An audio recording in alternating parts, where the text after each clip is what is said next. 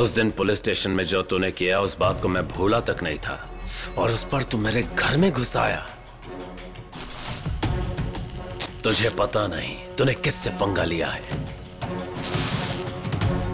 ए वेंकट, खत्म कर दे इसे।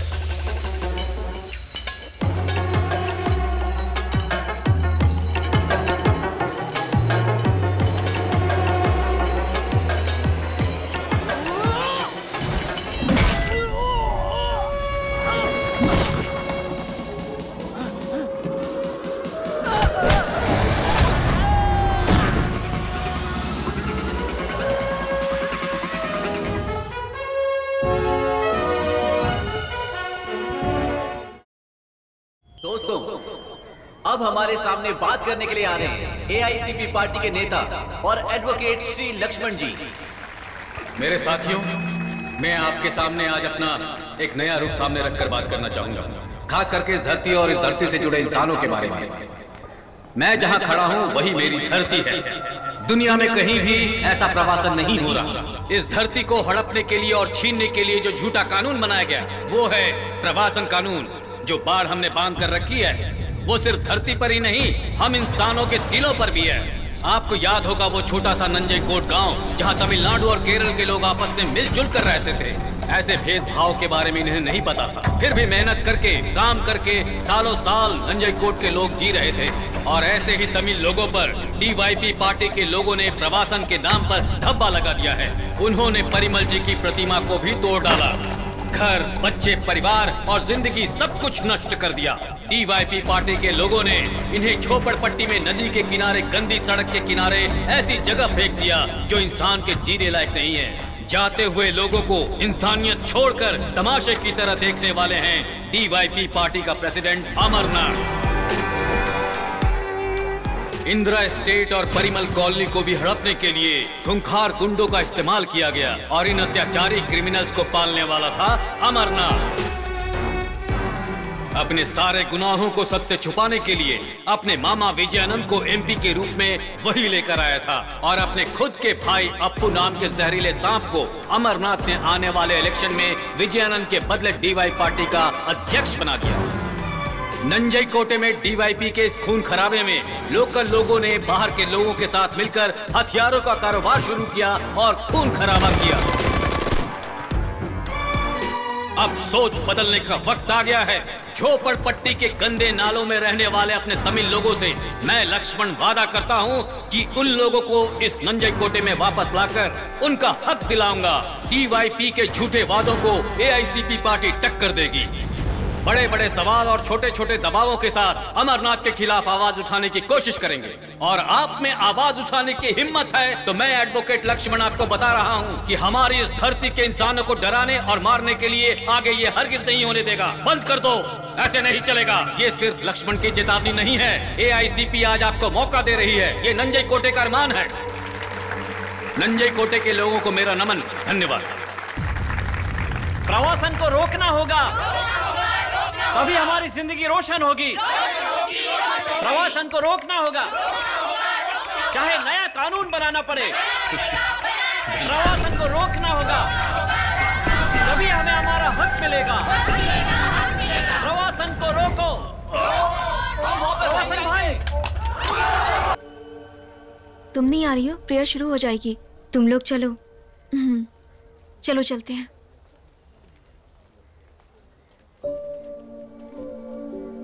टीचर, मैं निकलती हूँ।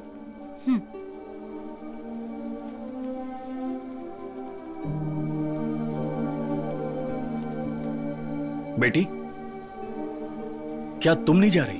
प्रिया के पिता तो गुजर गए, मेरे पिता तो ऐसा ही है। अगर आप खुद कुछ नहीं कर पाए तो मैं यहाँ क्यों रुकूं?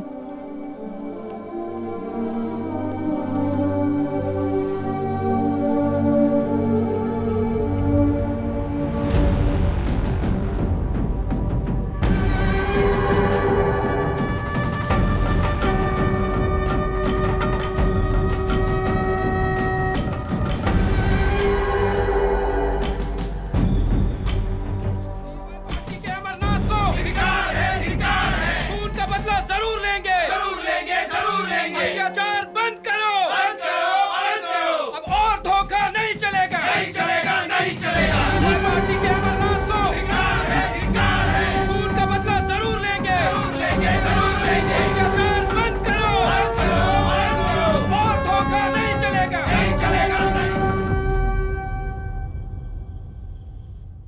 ये लक्ष्मण वकील का जो प्लान था वो तो फेल हो चुका है। हम लोगों ने सोचा नहीं था कि ऐसा होगा।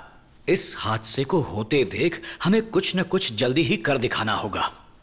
इस मौके का हमें इस्तेमाल करना होगा, नहीं तो दोबारा ऐसा मौका कभी नहीं मिलेगा। मनोहर, ठीक से सुन लो। इस काम को रात को 11 बजे अंजाम देना होगा, तभी अमरनाथ पार्टी ऑफिस से निकलता है। वो अपनी पार्टी ऑफिस में बैठकर ही सारा वक्त शराब पीता रहता है। अब 1 हफ्ता पहले ही घर जाते वक्त उसकी कार एक पेड़ से टकरा गई। ऊपर वाले की कृपा से बच तो गया, लेकिन उसके पैर में चोट लगी और कार तो चकनाचूर हो गई। उस दिन तो बच गया, लेकिन मनोहर, तुम्हारे लिए यह काम आसान हो जाएगा। अब ना तो वो भाग पाएगा, ना उसके लोग जमा होंगे जब मनोहर उस पर हमला करेगा।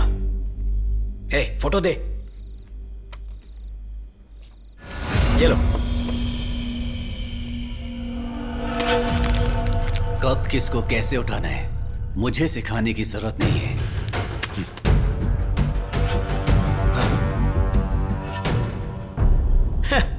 मनोहर को फोटो देकर बेकार में टेंशन दिया, और नहीं तो क्या, कोई शेर को उसके चारे के बारे में फोटो देकर बताता है क्या? वैसे सूरज, विपक्षी पार्टी के लोगों को नाराज नहीं करना चाहिए, जीना मुश्किल कर देते हैं। चलो गाड़ी निकालो।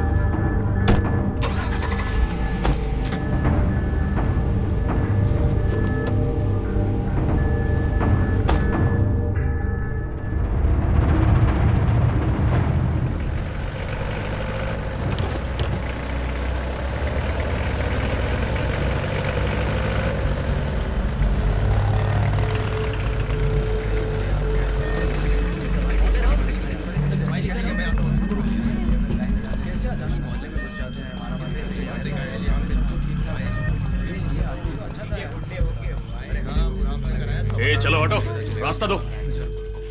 ये क्या हुआ? किसने किया ये हाल?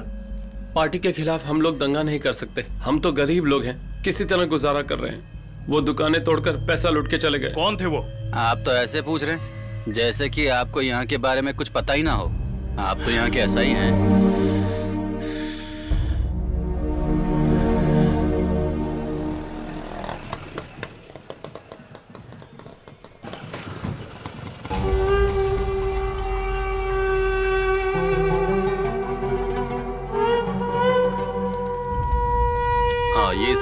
नंजापड़म पुलिस स्टेशन के अंदर क्रिमिनल की जो वारदात हुई है वो कुछ इस तरह से है सर। 14 मर्डर केस हुए हैं, 18 किडनैपिंग के केस हैं, 28 हाफ मर्डर हैं सर। इंस्पेक्टर, तुझे अंदर करने के लिए मेरे ही आदमी मिले थे क्या? यहाँ जिंदा रहना है तो हमारा साथ देना ही पड़ेगा। इलेक्शन का वक्त है, नहीं तो अमरनाथ सर खुद यहाँ आते।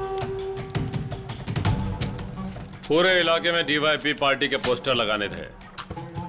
ये काम इन्हें करना था, पर आपने तो इन्हें अंदर कर दिया। आप फैसला कीजिए, पोस्टर ये लगाएंगे कि आप? क्योंकि अगर शाम को बत्ती जलने से पहले पोस्टर्स नहीं लगे तो अपनी प्यारी बीवी को एक सफेद साड़ी भी दिला दे। उमर, चलो तुम इन लोगों को लेकर जाओ।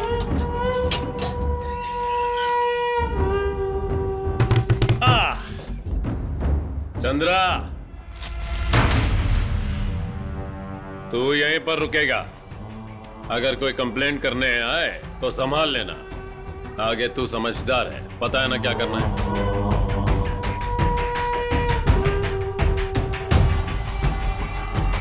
आइंदा कोई भी उस कंपाउंड के आसपास भी नहीं दिखना चाहिए, वरना वर्दी के सारे स्टार निकाल के ऑटो रिक्शा चलवाऊंगा।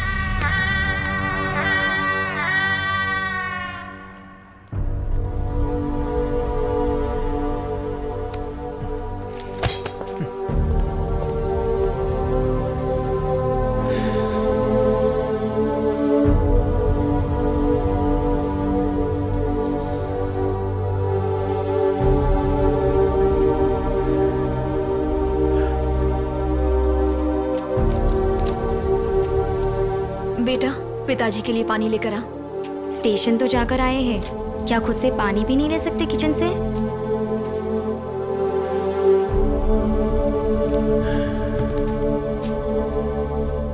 ये भी एक पुलिस वाला है, इसे खाकी पहनने का हक ही नहीं है। दूसरा कोई काम क्यों नहीं करता?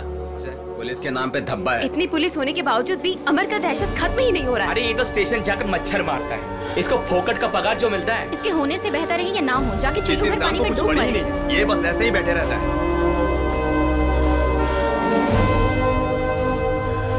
नंजय कोटे की सबसे बड़ी बात है ऐसा ही नहीं किया, ऐसा क्यों हुआ? जाने के साथ बने रहे और ड्यूटी अपने थाने में ऐसा ही ऐसा कैसे कर सकते हैं? और ये क्या वजह है ऐसा ही नहीं? हमारे कैमरे ऐसा ही हमें कवर किया है। आइए देखिए, आप देख सकते हैं हमारी न्यूज़। उनकी टीम, बाकी लोग कहाँ थे? वो बाकी पुलिस वाले कहाँ थे? थाना अंदर से खाली क्यों रहा? पुलिस आ चुकी है, उन्हें पोस्टमार्टम के लिए लेके जाया जा रहा है बॉडी को। और इस वारदात से यहाँ के लोग वाकई सनसनीखेज वारदात की वजह से सब लोग हिल चुके हैं। बाकी पुलिस वाले साथ है, आइए उन्हें जानते हैं कि क्या वारदात है। लोग कहाँ थे? वो इतने बड़े केस से जुड़े हुए, आखिर इस बीच केस में उन्होंने सुसाइड अटेम्प्ट क्यों किया? ऐसा वैशाख की मृत्यु पर हम डीवाईपी पार्टी की तरफ से उन्हें श्रद्धांजलि प्रदान करते हैं। उनके परिवार की हर मदद के लिए हम लोग हमेशा तत्पर रहेंगे।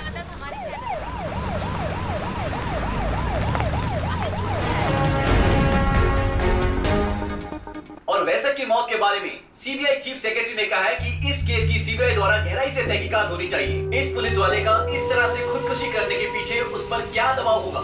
इसके पीछे क्या राज है? इस मौत को ऐसे मामूली तरीके से नहीं लेना चाहिए। इसके पीछे क्या वजह है, ये ढूंढ कर लोगों के सामने ला नहीं होगा। अगर पुलिस वाले की खुदकुशी के पीछे कोई दबाव है या कोई गुंडागर्दी का दबाव है, ओके तो सर, उनके ओके खिलाफ मैम, कड़ी थैंक से यू। कड़ी कार्रवाई ठीक है, तो मैं भी चलता हूँ। विजय सर से मैं कल सुबह मिल लूंगा। रिपोर्ट के बाद इस केस को सीबीआई को सौंप दिया जाएगा। अभी हॉस्पिटल के मॉर्चरी से एसआई वैशक की बॉडी को बाहर लाया जाने वाला है। नंजय कोट जनरल बिना बताए कहाँ चले गए थे तुम? इतना लेट होना था तो पहले ही बता देते। अरे उस हॉस्पिटल में कितनी भीड़ थी पता है? वहाँ के लोगों को कितनी घूस खिलानी पड़ती है। इसमें मैं क्या कर सकता हूँ? ठीक है अमर, हम चलते हैं। इसे भी लेकर वहां जाना है ना, उसके बाद ही हम घर पहुंच सकते हैं।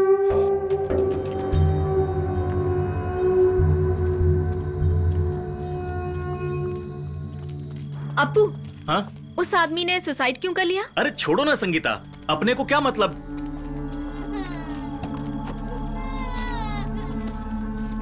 आजा बेटा, आजा आजा आजा। कौन बैठेगा गाड़ी में? इलेक्शन में तुम्हें खड़ा करने वाले हैं? वैसे तुम एमपी बन जाओगे क्या? अरे जरूर बनूंगा। हाँ? पहले जाकर अपनी डिग्री कंप्लीट कर लो। ओह, बड़े चले एमपी बनने।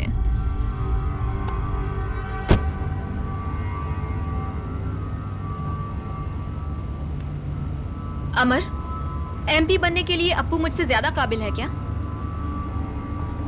तुम कुछ बोल क्यों नहीं रहे हो? गणपति हैं और शिव भी हैं और एक तीसरा आदमी भी है, उसकी भी हमें जरूरत पड़ने वाली है। तुम्हारे पैर में चोट लगी है, तुम घर चले जाओ, मैं काम निपटा लूंगी। इस बच्चे की देखभाल मैं नहीं करूंगा। चुपचाप गाड़ी चलाओ।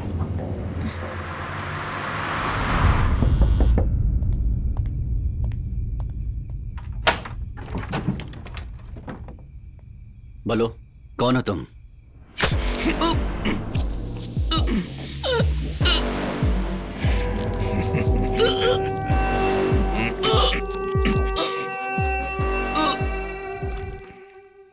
अमरनाथ।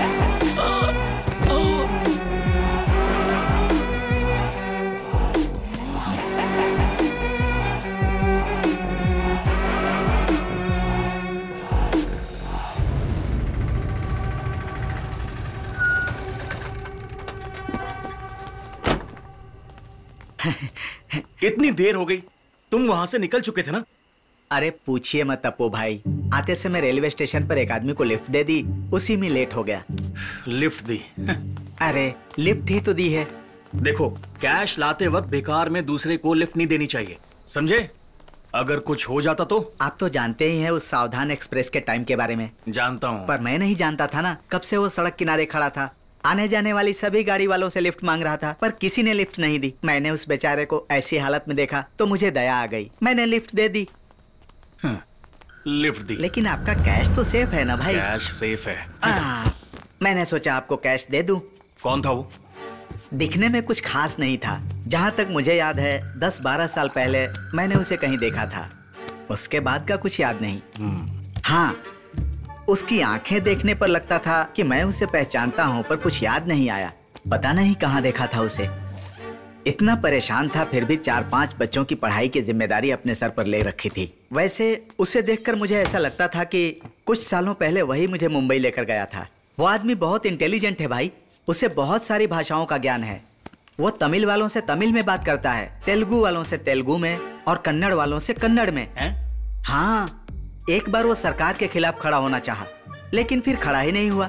सरकार के खिलाफ जाने वाली इच्छा को मन में दबाकर, सरकार के खिलाफ अपने आक्रोश को मन में रखकर एक सामान्य आदमी की तरह घूमने फिरने लगा, ऐसा लोगों का कहना है भाई। ऐसे 5 साल गुजर गए। मेरे मन में एक आइडिया आया, क्यों ना उस आदमी के आक्रोश को फिर से सरकार के खिलाफ जगाकर क्यों ना उसका साथ दें। मैंने तो ऐसा सोचा था, पर मैं क्या कर सकता हूँ, है ना? अपू भाई, एक पैग मिलेगा क्या? ये ले। थैंक यू भाई। कट ले। निकाल। अच्छा, चलता हूँ भाई।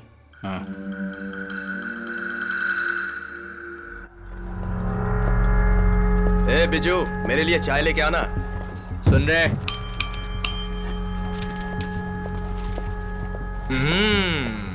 ए, चाय दे।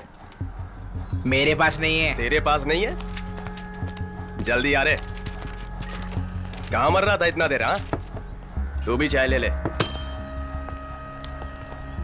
इसके पास तो होगी। क्या बोल रहे हो? ये लोग कभी नहीं सुधरने वाले। लगता है इससे काम करने की कोई इच्छा नहीं है। अरे वैशाखन सर, एक बात बोलूं, स्टेशन को साफ करना हो तो मेरे पास आदमी है। अरे अरे अब्दुल, चाय पी के तो जा। अब्दुल, बेरे, चाय।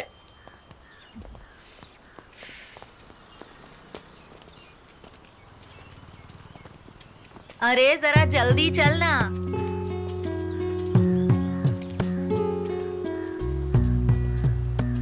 ये तो मैंने मान लिया कि हम सब हार मानकर यहाँ खड़े हैं। तुम भी मानती हो क्या?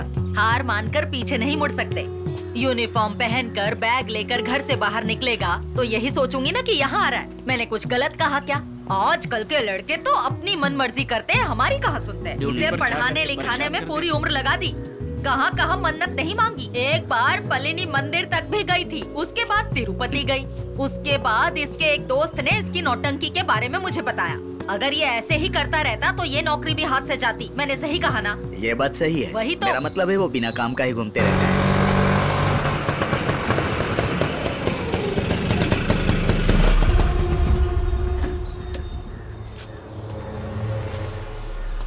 अगर मेरा पोता यहाँ नहीं आया था तो मुझे खबर तो करनी चाहिए थी, पर तुम लोग नहीं सुधरोगे।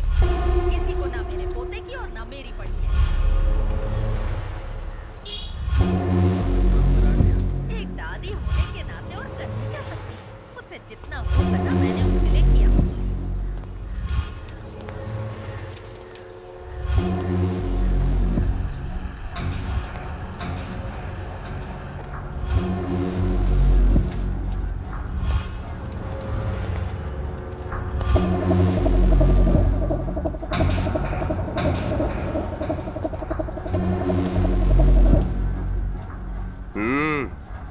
चाय लेके आ। आप गलत मत समझिए, हम लोग पुलिस वाले तो जरूर हैं और ये पुलिस स्टेशन भी है। हाँ, सही कहा। लेकिन हमारा काम पुलिस वालों की तरह नहीं है। यहाँ का माहौल ही ऐसा है। अफसोस।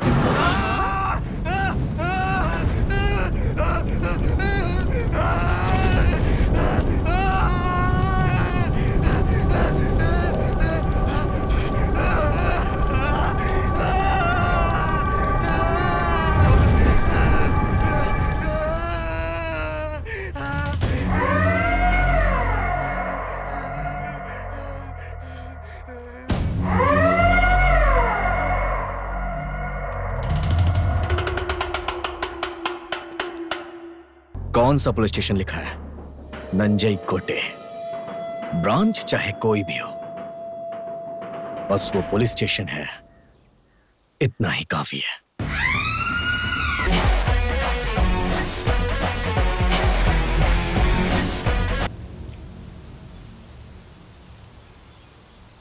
यहां नंजई कोटे में मैं किसी का रोना धोना सुनने नहीं आया, लेकिन कोई किसी की वजह से रोएगा तो उसकी ऐसी की तैसी कर दूंगा।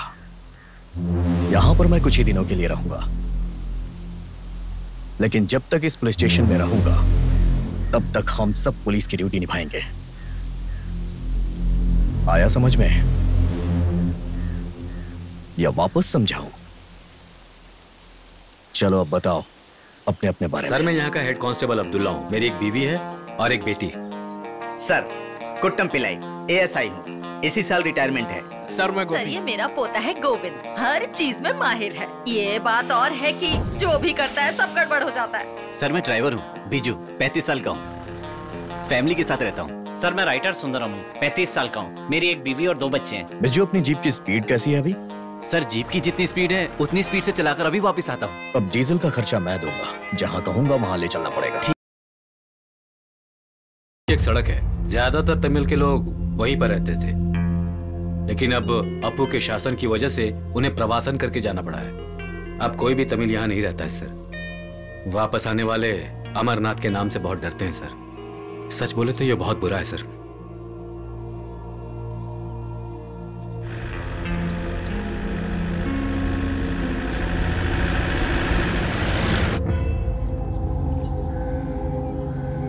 इस प्यारे से शहर को पापियों ने एक जंगल बना करके रखा हुआ था। जब से तू यहाँ पर शिकारी बन के आया है ये लोग डर डर के भागने लगे हैं।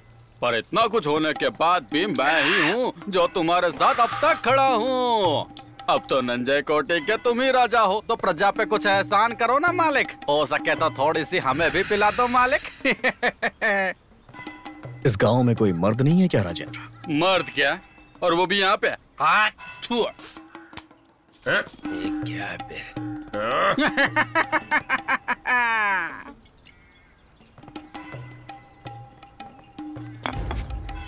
मैं जरा नीचे टको के आता हूँ। दिमाग खराब कर दिया। हेलो,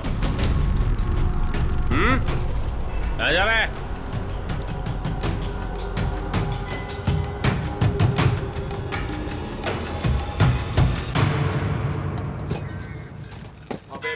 तैयार हो गया कि नहीं? हाँ भाई अभी तैयार करे लगा। अरे डिलीवरी करना है। ए बाबा भेजा था ना अभी तेरे को। दे ये चल बुलेट दे फटाफट। यहाँ पे निकाल भाई। इस बंदे में बहुत गर्मी है, मेरी बात को बहुत हल्के में ले रहा है।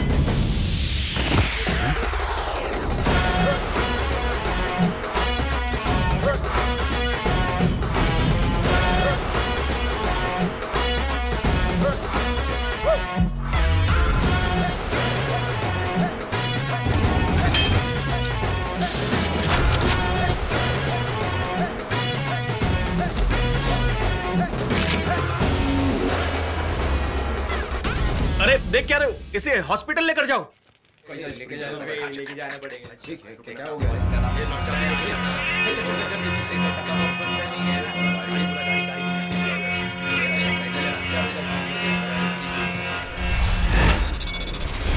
सर आप क्या सोच रहे हैं? हाँ? एक गांव था जहां के लोगों को वहां से निकाल दिया गया था। मेरी भी बचपन की एक ऐसी ही कहानी है।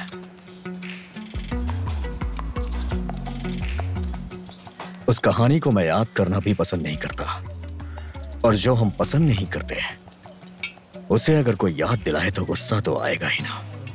इसलिए मैं ऐसे ही पेश आता हूं। आगे से ध्यान रखना ऐसा ना होने पाए, और नंजई कोटे में हथियार का कारोबार नहीं चलना चाहिए। मेरे प्यारे सर, नंजई कोटे में मिठाई के दाम पर हथियार मिल जाते हैं। ऐसा मैं नहीं कहता, लोग कहते हैं। मैं हथियार सिर्फ उन्हें बेचता हूं जिन्हें मैं अच्छी तरह से जानता हूं। और सर आपको आपके पसंद की हर चीज मिल जाएगी। अपना मुंह बंद कर।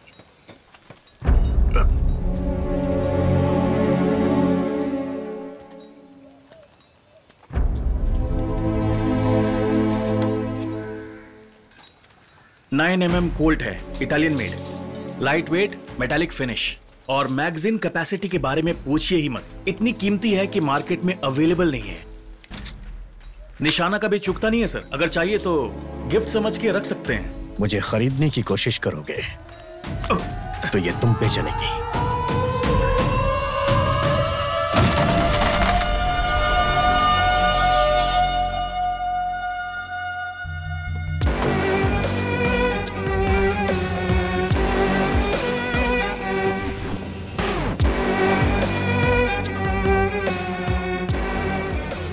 अपू, जब वो यहाँ आया था तो उसके साथ कितने आदमी थे? भैया कैसा सवाल कर रहे हैं आप? अगर मैं चाहूं तो अभी पुलिस स्टेशन पहुंचकर उसे उल्टा लटकाकर मार डालूंगा और इसमें वक्त नहीं लगेगा। ये देखिए, इलेक्शन होने वाले हैं, इसीलिए छोड़ दिया उसे। तो फिर वहां जाकर बोलना चाहिए ना, 4 भाड़े के टट्टू अपने पास रख के ये चोर पुलिस का खेल मेरे साथ नहीं खेलने का। वो अपना किसी और के हाथ से धुलवाना चाहता है क्या? अरे वो दोनों भाई ऐसे ही मुझसे आकर मिले। देखो, कुछ बातें छुपा कर रखने में ही भलाई है, यही अक्लमंदी है। ओ, अक्लमंदी की बात कर रहा है। अपने बदन पर ओढ़ने के लिए एक छोटा सा कपड़ा नहीं था तुम लोगों के पास? इतनी जल्दी भूल गया क्या? हाँ विजयानंद, तुम्हें वहां से लेकर यहां तक पहुंचाने के लिए मैंने क्या कुछ नहीं किया। एमपी, याददाश्त कमजोर हो गई तुम्हारी।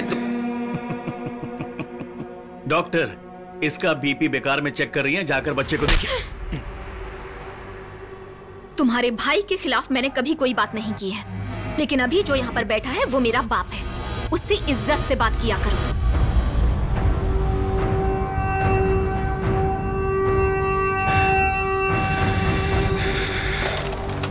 अरे जस्ट मिस।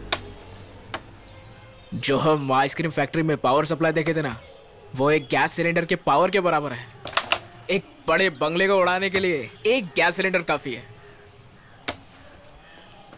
आप क्या बोलते हो सर? आपके क्वार्टर्स में गैस सिलेंडर है ना, उसके ऊपर मैं एक एक्सपेरिमेंट करूंगा। ठीक है, अगले संडे उसे निकाल कर रखिए, देख लूंगा। सर, सुंदरम ने फोन किया था। वहाँ रास्ते में डीवाईपी पार्टी और एएससीपी पार्टी के बीच में झगड़ा हो गया है। उसने हालात संभालने की कोशिश की पर उससे कुछ हुआ नहीं। वो पूछ रहा है कि आप जाएंगे वहाँ?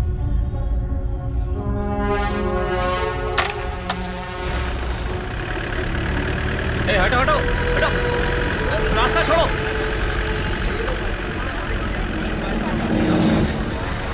सर, मारने वाले डीवाईपी पार्टी के हैं। प्रवासन ने जिन्हें पार्टी से निकाल दिया था उनसे मिलने के लिए कल रात को आया था। लगता है इनके दिमाग में कोई प्लान है। जब मैंने जाकर पकड़ने की कोशिश की तो मेरी बात भी नहीं सुनी।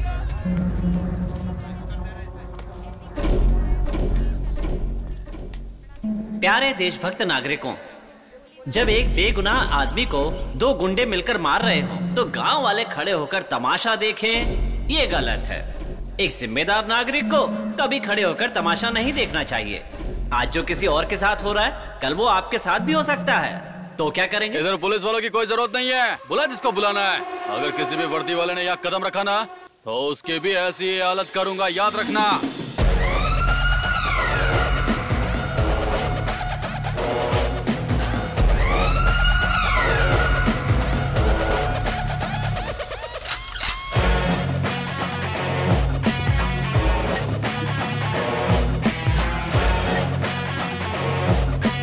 प्रिय नागरिकों, ये कोई मामूली हादसा नहीं है।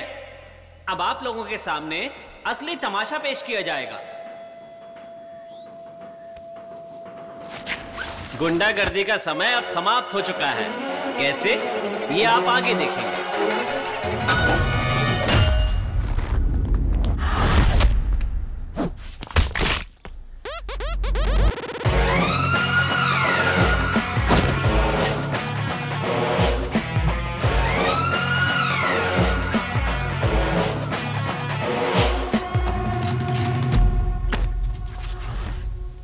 ऊंची आवाज में धमकी देने की कोशिश भी मत करना।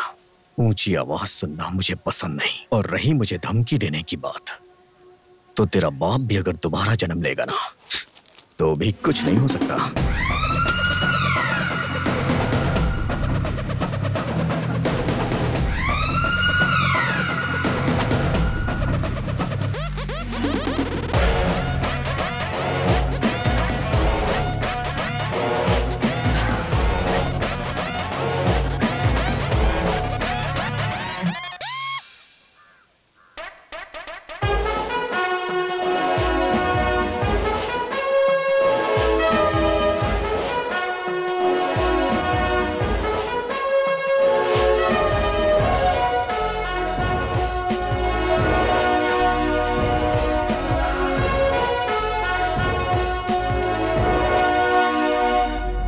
इस पे उमर का नाम लिखा है।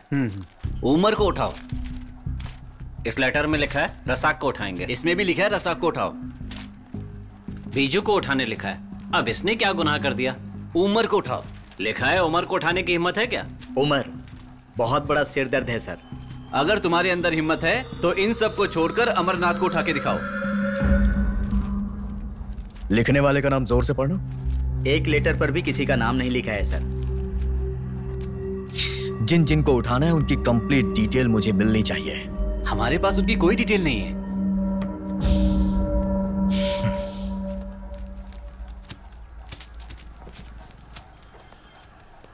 सर, वो डॉक्टर साहिबा इंतजार कर रही हैं। बच्चों को वैक्सीनेशन देने की बात कर रही थी। आप जरा उनसे मिल लेंगे क्या?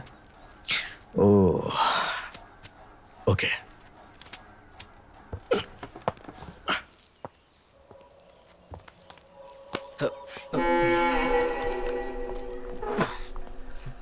सर, मैं संगीता हूँ, डॉक्टर संगीता, हैदराबाद से हूँ।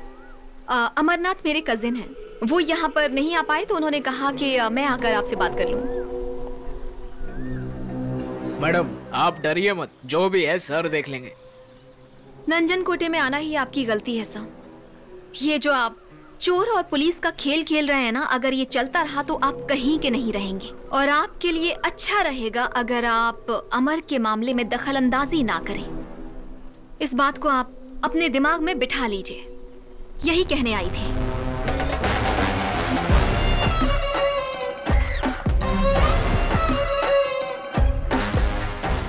MP विजय आनंद की इकलौती बेटी, विदेश से पढ़ी है, डॉक्टर है।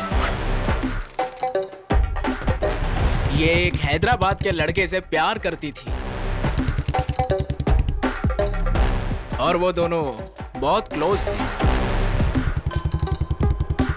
लेकिन एक दिन अचानक उसके प्रेमी का एक्सीडेंट हो गया और एक्सीडेंट के बाद वो कोमा में चला गया। डॉक्टर ने कहा कि उसका बचना मुश्किल है। तो अमरनाथ ने उसके प्रेमी को उसके ही सामने मार डाला।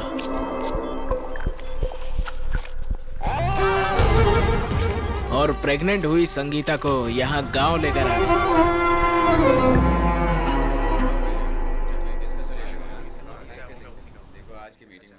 एडवोकेट लक्ष्मण जो अध्यक्ष पद निभा रहे थे, उनकी जगह अब किसी और को चुनना होगा। अगर उस पद के लिए किसी और ने कोशिश की तो उसका भी मनोहर जैसा ही हाल होगा। यहां लाओ। जब पार्टी के लोगों को पार्टी में विश्वास ही नहीं है तो इलेक्शन से पहले एआईसीपी को अलग करने में ही भलाई है।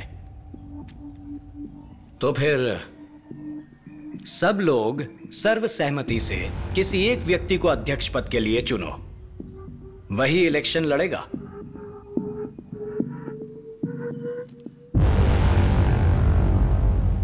पार्टी के 4-5 नाकामयाब मेंबर्स में मैं भी हूं।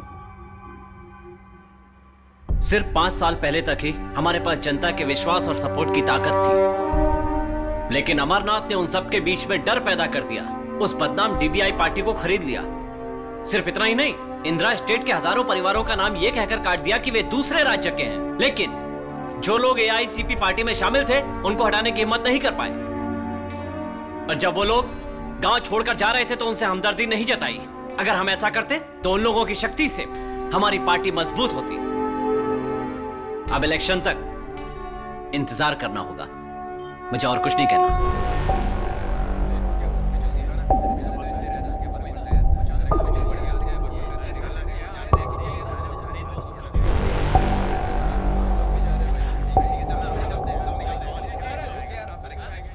आप हमारे दर्शकों को क्या ये बता सकते हैं कि आखिर इस समस्या का आप लोगों की तरफ से कोई हल निकल भी सकता है या फिर नहीं? इंदिरा स्टेट में कोई भी नहीं था। अब वो ये पूरा स्टेट तो बेचने वाले हैं। ये सब कॉर्पोरेशन में चलने वाली एक साजिश है। तमिल लोगों को वहाँ से हटाकर इन लोगों ने इस जगह को हड़प लिया है। सच तो दुनिया के सामने करता हूँ। इस वक्त हमारे साथ नंजन कोटी के MP श्री विजय नंदन जी जुड़े हुए हैं। हेलो श्री विजय नंदन जी, आप सुन रहे हैं? हाँ, मैं सुन रहा हूँ। अब सवाल पूछिए। इलेक्शन अब काफी नजदीक आ चुके हैं। एक सीट के लिए कई सारे उम्मीदवार एक साथ खड़े हैं। अब ऐसे वक्त पर तो क्या DYSC 2 भागों में बंटने वाला है, या फिर जो सालों से चलती आ रही प्रॉब्लम इसी तरह इस साल भी यूं ही चलती ही रहेगी या कोई सॉल्यूशन निकलेगा उसका? मिस्टर वेणु, आप जो सवाल पूछ रहे हैं वो गलत है। डीवाईपी पार्टी के पास गुंडे नहीं है, बल्कि उनके समर्थक हैं, और उनकी भावनाओं को गुंडागर्दी का नाम मत दीजिए। ना जाने मुझे ऐसा क्यों लग रहा है कि आप मेरे सवाल से भागने की कोशिश कर रहे हैं मिस्टर विजयनंदन। रंजन कोटी की क्राइम रिपोर्ट इस वक्त मेरे ही हाथ में है। आप कहें तो मैं न्यूज चैनल पर सुनाऊं? आपकी पार्टी के कई सारे लोग इन क्रिमिनल एक्टिविटीज में संलग्न। आप कहें तो मैं उनके नाम भी सुना सकता हूं। सुना दूं? हेलो हेलो, विजयनंदन जी कहां चले गए? हेलो, तो मैं क्या करूं? हर पार्टी के लोग अपने समर्थकों के साथ भाषण दे रहे। इलेक्शन आने वाला है। अगर इन लोगों में मेरे दल को कमजोर करने की इतनी हिम्मत है, अगर मीडिया की आड़ में कुर्सी पर बैठकर अपनी मनमानी करोगे, तो फिर हमें इसके बारे में सोचना पड़ेगा। तो इसमें मैं क्या कर सकता हूं, तुम ही बताओ। जो बोलूं करोगे?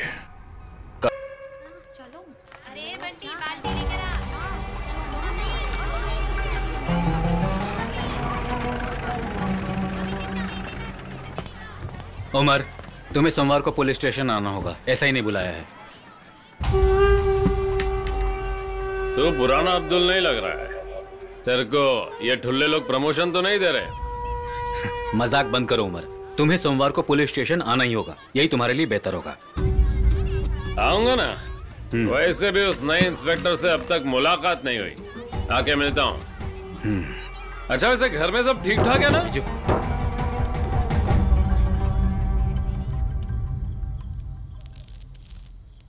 आपसे कुछ कहना था। मैं बचपन से इंजीनियर बनना चाहता था, लेकिन मेरे पापा ने मुझे अपनी तरह एक पुलिस वाला बना दिया। ये उनका सपना था। अरे ये क्या, सिलेंडर है, आग लग गई तो ये लीजिए। फिर भी मैंने ट्रेनिंग के साथ बीटेक कंप्लीट किया। इस बीच में उनका स्वर्गवास हो गया। तब से मैं ड्यूटी ज्वाइन करके अपनी दादी के साथ रहता हूँ।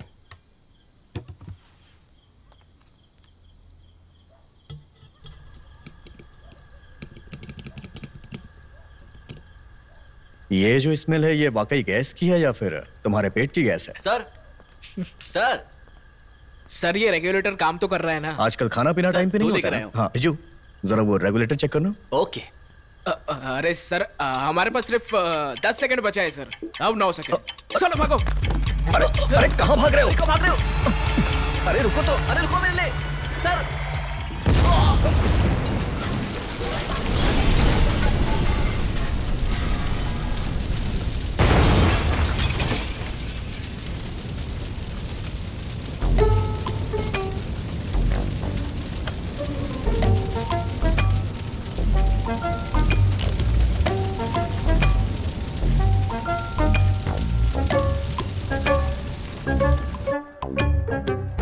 लेडीज हॉस्टल के बगल में एक घर किराए से देना है।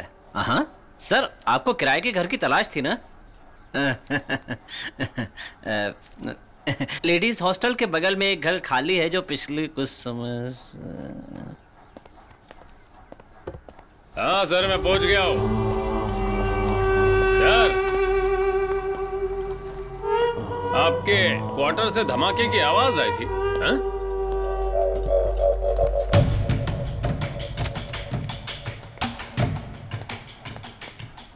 तुम एक दिन लेट क्यों आए? वो क्या है ना सर, मुझे लोगों को इंतजार कराना बहुत पसंद है।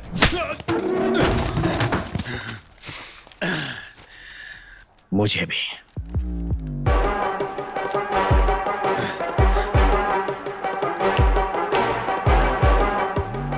अगर हमारा साथ दोगे तो ही तुम चैन से जी सकते हो।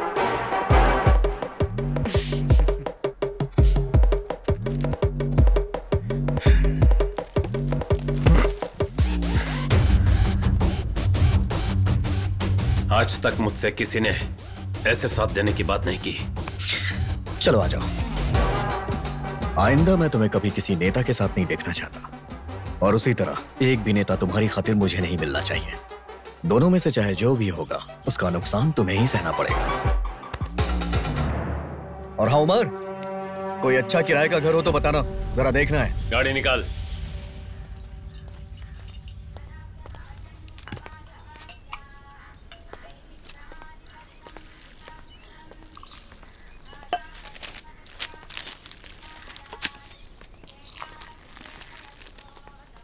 नमक वगैरह ठीक है ना?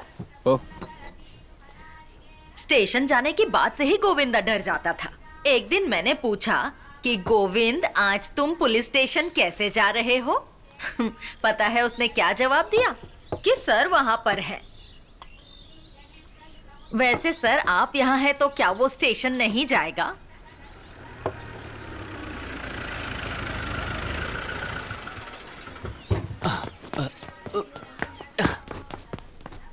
रुक रुक रुक, सुबह नहाया था क्या? पार्वती जी मैंने सुबह नहा लिया था। सर मामला इतना मामूली नहीं है। जिन जिन गुंडों को हमने बुलाया वो सब पुलिस स्टेशन में है और हम टाइम पे नहीं पहुंचे तो गड़बड़ हो सकती है, इसलिए हमें जल्दी निकलना चाहिए।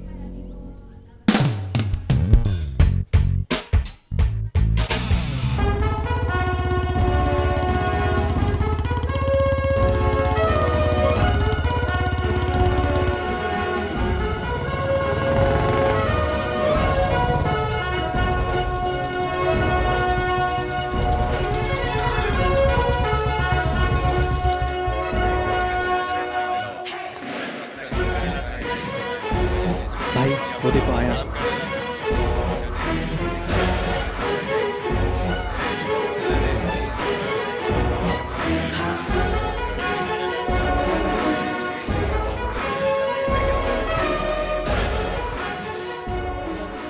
कुट्टुम भाई 2 चाय लाना। सुंदर चाय लेकर आओ। आपको लाने में कोई तकलीफ है क्या? नहीं सर, यहाँ का एक्शन मिस नहीं करना चाहता। उसके लिए अभी टाइम है, क्योंकि अभी तो सिर्फ बातें ही होंगी। आप जाके आइए। हाँ ठीक है, जाता हूँ।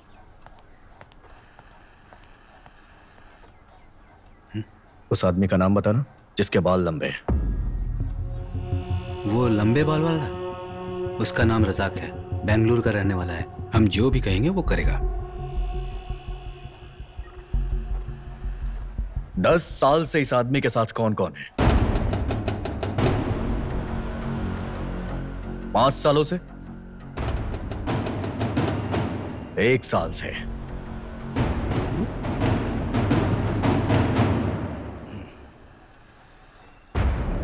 छुपने से कुछ नहीं होगा, सामने आ।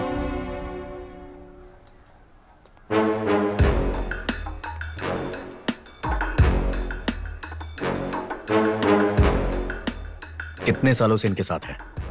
12 साल हो गए सर। यही बात तो मैं इतनी देर से पूछ रहा था। सर सॉरी कुट्टुम भाई।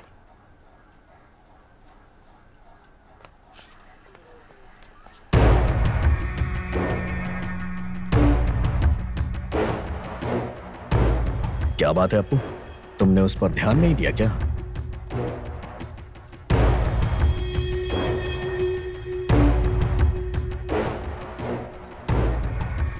वो अप्पू के हाथ नहीं लगा इसलिए मैंने उससे नहीं पूछा। तुमने उसे अपने घर रख के बचाया था ना? सच बताना।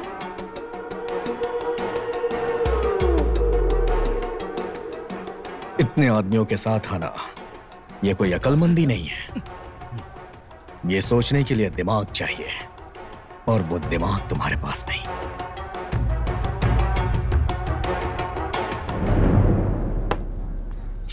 उस दिन सिग्नल पे मारे जाने वाले जयस का भाई कौन है? मैं हूं सर। और जो मार्केट में मरा उसका बड़ा भाई कौन है? मैं। लिस्ट और भी लंबी है। तुम्हारे दोस्त को जिसने मारा है वो इस तरफ है, और तुम्हारे दोस्त को जिन्होंने मिलकर मारा है वो इस तरफ है। ये खून खराबा कभी खत्म नहीं होगा, और इनके घरों में जो बच्चे पैदा होंगे वो भी आगे इसी का बदला लेंगे। अपने बच्चों के बारे में सोचो।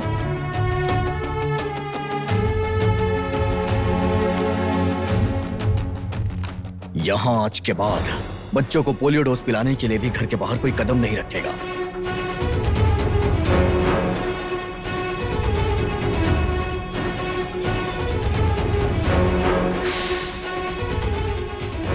अगर ये इस घोटाले में दोबारा दिखा तो उसकी जगह तू पिटेगा।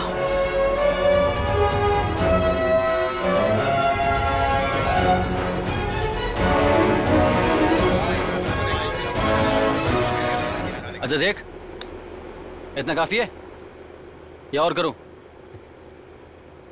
एक काम कर, तू ही आके कर ले। आजकल तू ज्यादा नखरा दिखा रहा है। क्यों रे?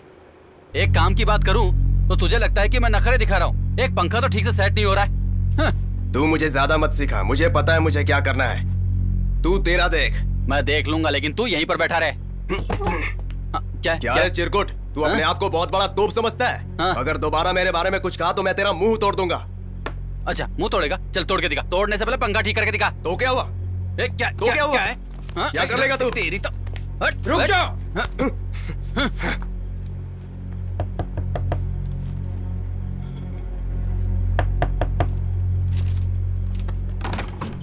ओह, सर आ गए?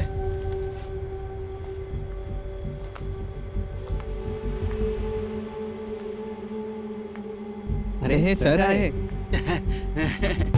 उमर ये दिखाएगी तो तेरे सारे काम हो जाएंगे, कोई टेंशन नहीं। ले बेटा, अच्छे से पढ़ाई करना। पिताजी। हाँ, अब्दुल्ला सर आ गए। आओ सर, बैठो। मैं बस आपकी बेटी को जिंदगी के बारे में बता रहा था। बहुत होशियार है। आप बैठिए ना सर।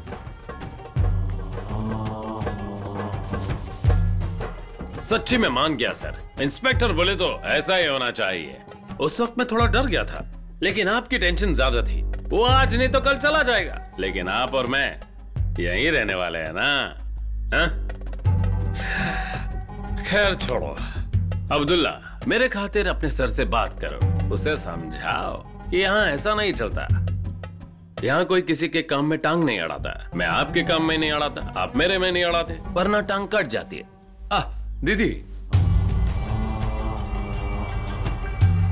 इसकी क्या जरूरत थी?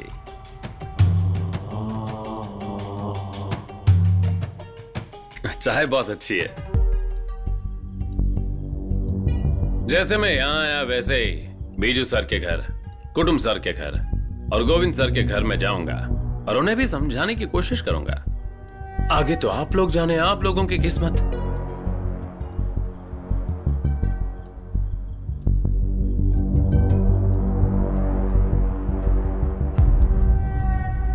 चलता हूं sir.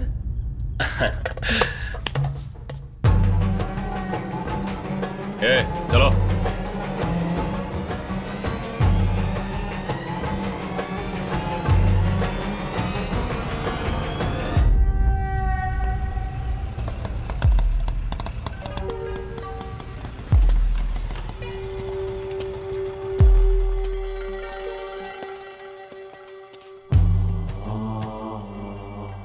Govind sir, Govind sir.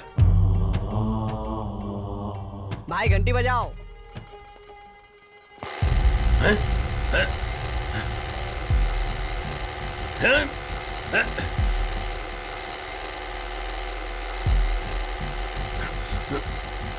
अरे ये सीढ़ियों से नीचे उतरो। हाँ, अब ऐसे मत घूरो, यही गोविंद का कारनामा छिपा है। हाँ, जाकर गोविंद से कहो कि उमर भाई मिलने आए। ओ, तो तुम ही हो उमर भाई। हाँ। आधी रात को अकेले घूम रहे हो, तुम्हारे घर वाले तुम्हें मना नहीं करते? मेरा गोविंद और उसके सर तुम्हारे ही घर पर गए हैं, जाकर उन्हें वापस भेजो। जल्दी जाओ। गाड़ी निकल रहा है।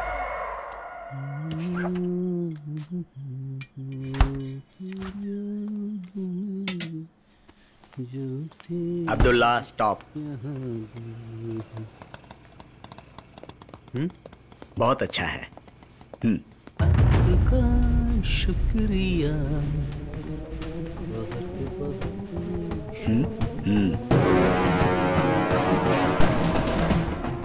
सर, खाने का क्या? वो भुखड़ ने ले लिया। लाओ रिमोट दो मुझे। अरे दो ना यार। जाना इधर।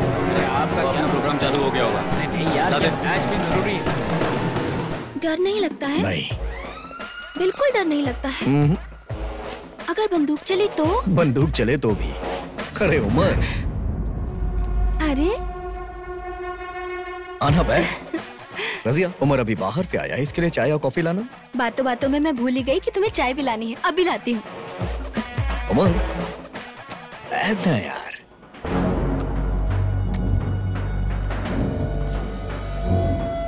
रजिया मुझसे पूछ रही थी कि नंजई कोटे का क्या हाल है। नंजई कोटे मेरा थोड़ी ना यार, रहने के लिए घर नहीं है और साथ देने वाले बीवी बच्चे नहीं है।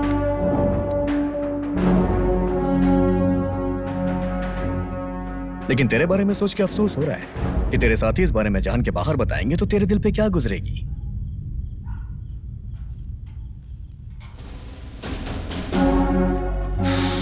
इसीलिए कह रहा हूं, आगे से कोई सवाल या पूछताछ करनी हो तो मुझसे पर्सनली मिलकर करना।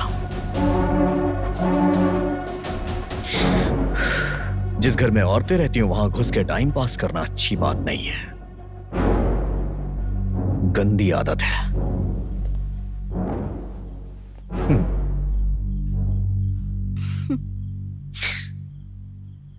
आप जूस तो बहुत अच्छा बनाती है। हाँ। चलता हूं मैं।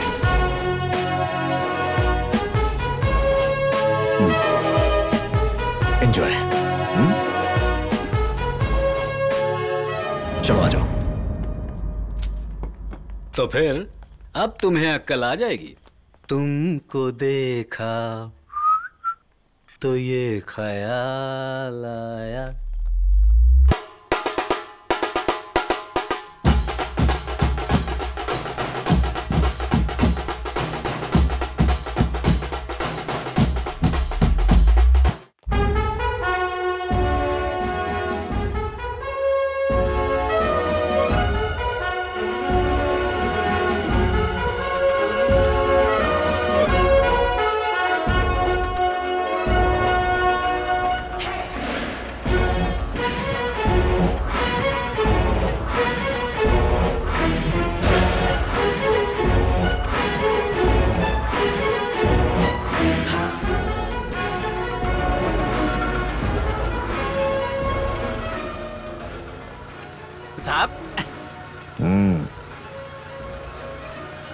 क्या बात है, बच्चों ने गुंडागर्दी छोड़ दी क्या?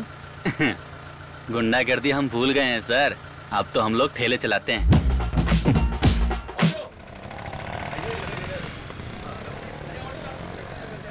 डीओपी और एआईसीपी दोनों पार्टियों के बीच में गठबंधन होगा ऐसी खबर मिली है। कर्नाटक के साथ और तेलंगाना स्टेट की पार्टी के साथ मिलकर डीओपी गठबंधन करके इस इलेक्शन में केंद्र इलेक्शन का सामना करेंगे, ऐसा लोगों का कहना है। ऐसा बाप जी के अध्यक्ष के लोगों का कहना भी है। तेलंगाना बाप जी अध्यक्ष को एमपी स्वामी और डीओपी पार्टी दल का एमपी विजय आनंद और उनके साथ डॉक्टर संगीता डीएसटी दल के अध्यक्ष है।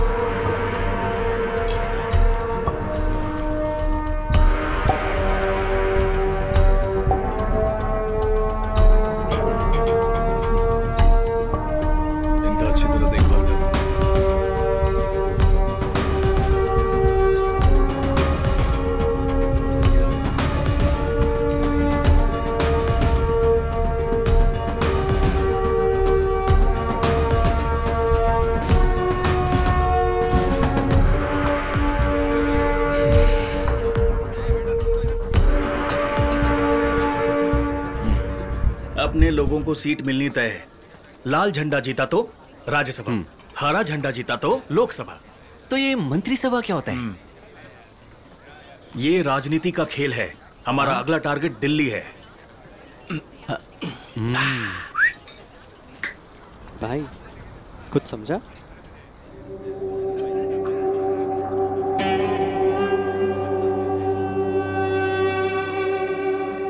ठीक है, मैं बताता हूं।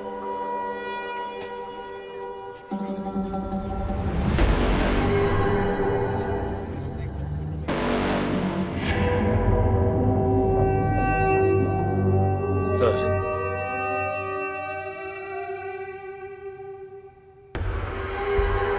कौन सा पुलिस वाला था वो? उसके पुलिस स्टेशन पहुंचने से पहले तक तुम लोग गिल्ली डंडा खेल रहे थे।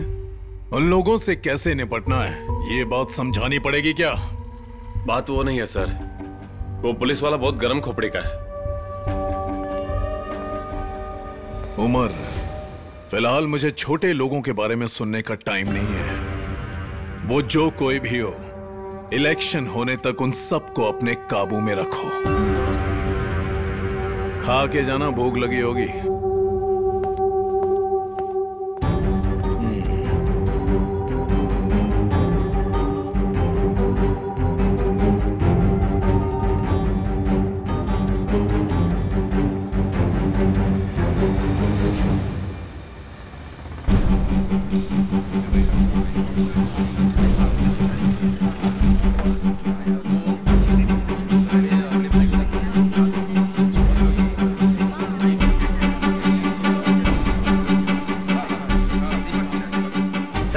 मैं जाकर डॉक्टर से मिलकर आता हूँ।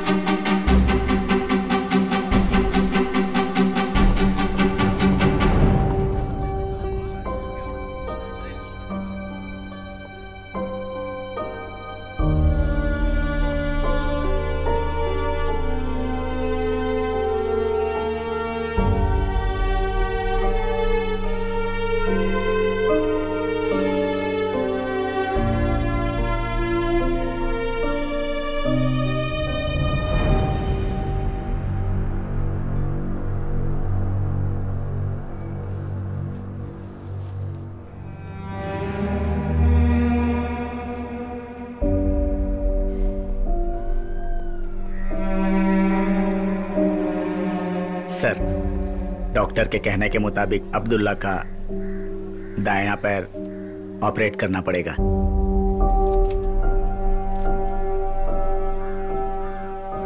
सुंदर कैसा है? वो अभी वार्ड में है।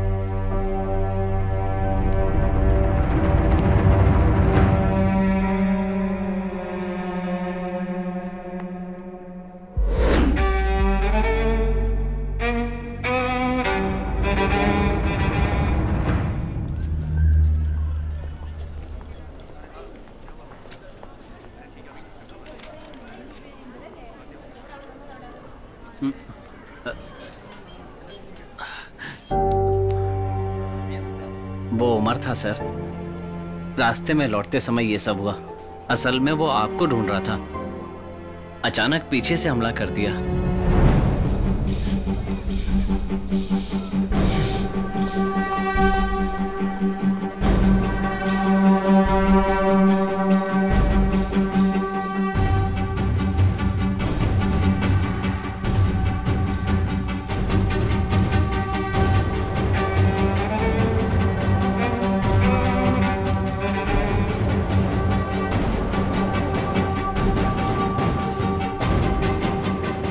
सर, लगता है वो हथियार लेकर चले गए। ले जाने दो, अपने पास समय है।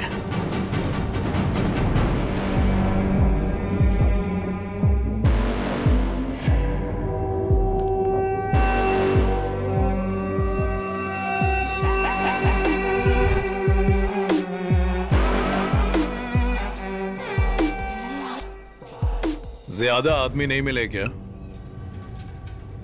यहां क्यों आए? पीठ में बहुत दर्द था। डॉक्टर ने कहा अच्छे से मालिश होगी तो ठीक हो जाएगा।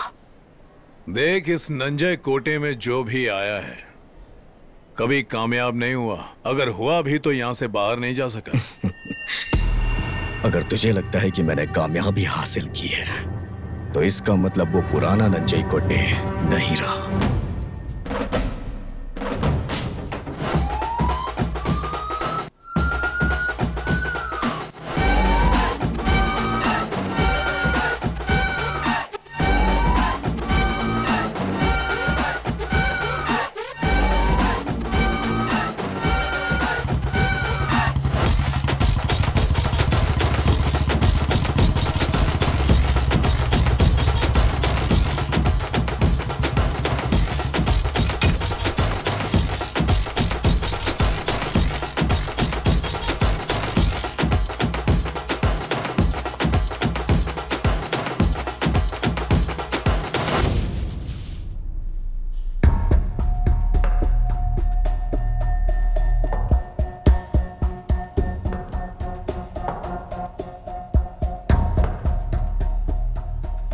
उमर! उमर! उमर!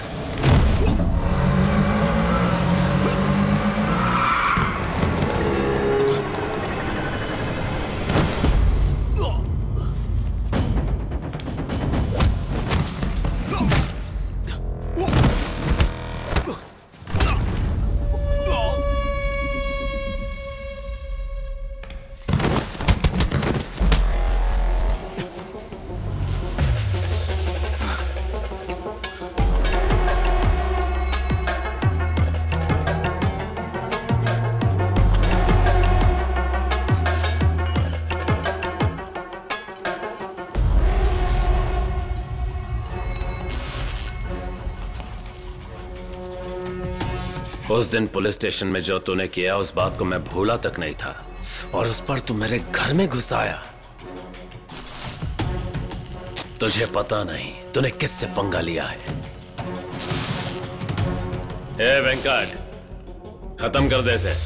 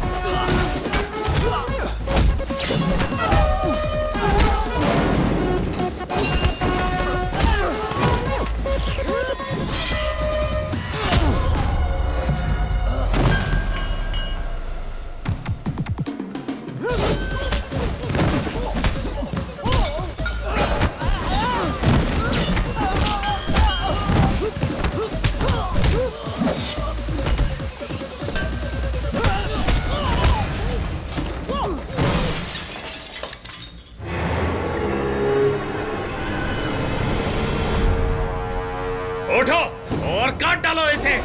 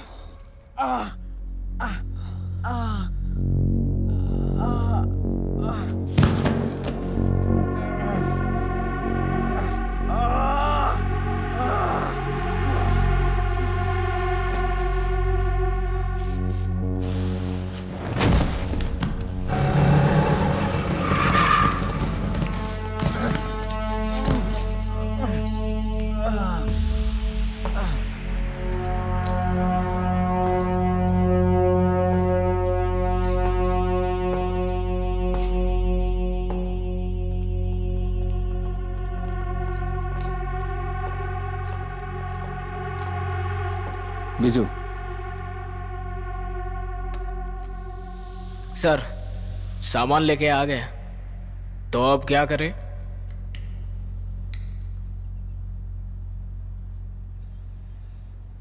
अभी इसका दायां पैर काट दो, और अब्दुल्ला जब अपनी आंख खोले तो ये दुनिया ना देखे। सर।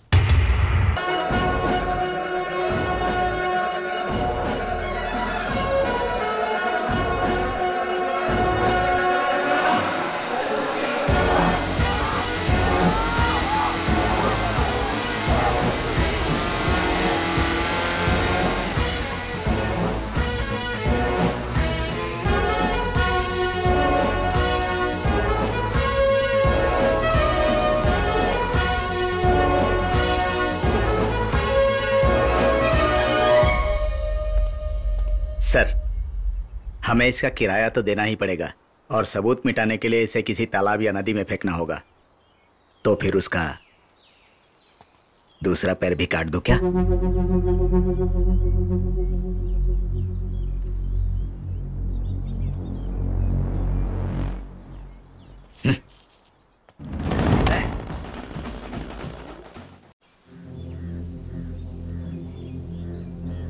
नंजय कोटे से कई लोगों को मारकर भगा दिया गया। उनके वापस आने से भी नहीं बनेगा ये नंजय कोटे। अमरनाथ और अब्बू सबको झोपड़पट्टी में भेज देंगे। अपोजिशन पार्टी की हुई इसीलिए उन पे रहम दिखा रहे हो क्या? उन बातों के जरिए अगर तुमने गंदी पॉलिटिक्स करने की कोशिश भी की ना, तो मैं उनका साथ नहीं दूंगा।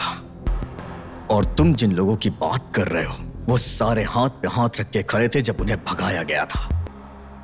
मेरे अंदर के शेर को जगाओगे तो पहले उन्हें चीरूंगा। सर, ये पार्टी की बात नहीं है। मैं पार्टी से अलग हो चुका हूँ। वैसे भी नंजय कोटे में रहने वाले सही हैं क्या? वो भी तो गलत है सर। मेरे साथ आम लोग खड़े हुए हैं, पार्टी के लोग नहीं। सबकी ख्वाहिशें की जो गए हैं उन्हें वापस आना चाहिए। उन्हीं के कहने पर मैं ये काम कर रहा हूँ और इसमें मुझे आपकी मदद चाहिए। आपका वक्त बर्बाद नहीं करना चाहता। मुझे लगा था कि आप हमारा साथ देंगे। एक बार चलकर वो झोपड़पट्टी देखिए।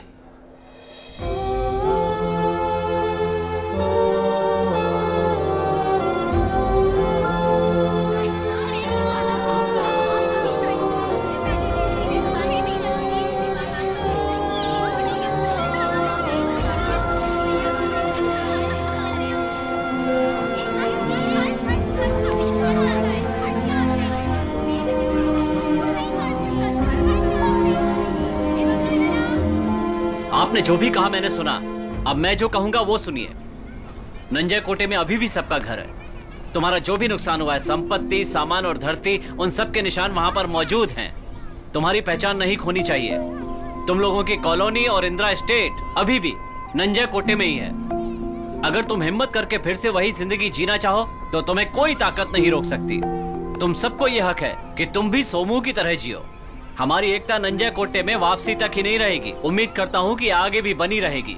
जो लोग पार्टी छोड़कर आए हैं वो भी नंजय कोटे के ही लोग हैं। अजय, बाबू, प्रसन्ना, दीपू, वहीदा टीचर और रीनू मैडम। आज तक किसी भी अखबार और टीवी के लोग आकर हमसे नहीं मिले हैं, अमरनाथ की डर की वजह से। ऐसे में जब लोग वहाँ जाएंगे तो अमरनाथ ये देखकर चुप रहेगा क्या? नंजय कोटे में वापस जाने का दिल तो करता है, लेकिन हम लोग जैसा सोच रहे हैं वैसे होने वाला नहीं है। यहाँ जितने भी लोग हैं उनको डर अमरनाथ से ही है। वो बहुत खतरनाक है।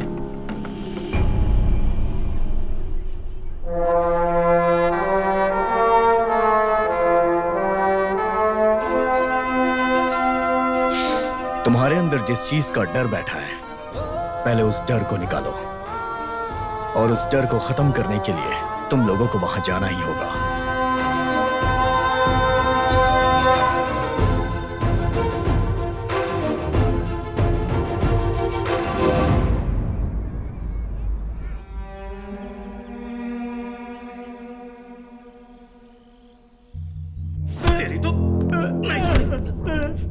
अपू भाई, इससे ज्यादा बर्दाश्त नहीं होगा अपू भाई।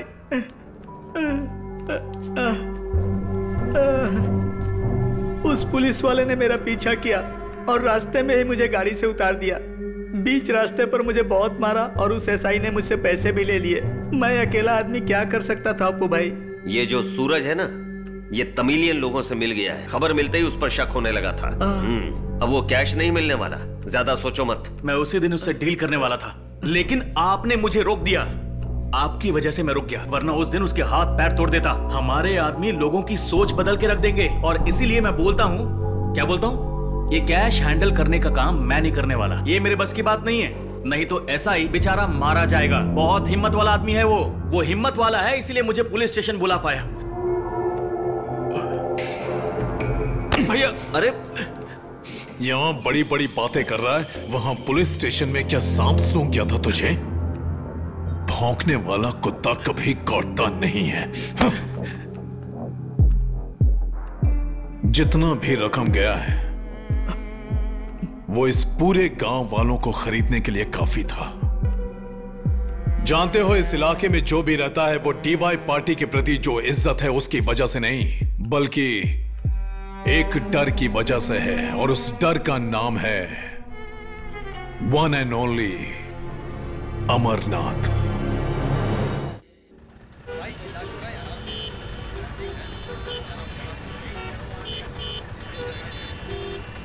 गणपति बप्पा, एमपी बनने का चांस था वो भी निकल गया।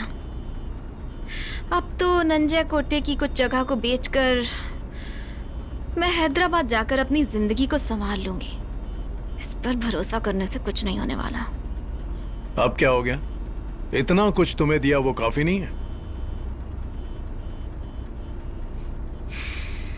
औरत पर गुस्सा करो तो श्राप लगता है, ये बात कभी नहीं सुनी क्या?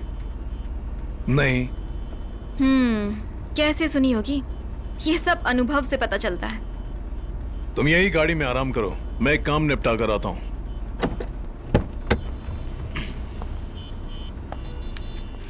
ये तो लड़ाई की शुरुआत है। हम पर दबाव बनाने की कोशिश मत करना। हम ही ने तुम्हें ऊंचाई पर पहुंचाया है। हमें दबा के रखने की कोशिश मत करना।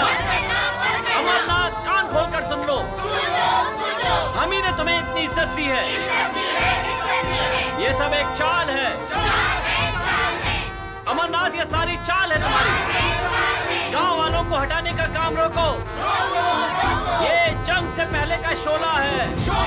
तुम हमें दबा कर नहीं रख सकते।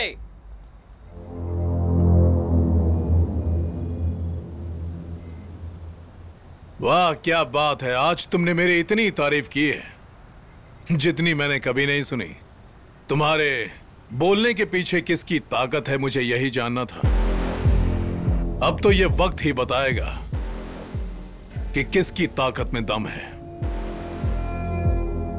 प्रवचन चालू रखो।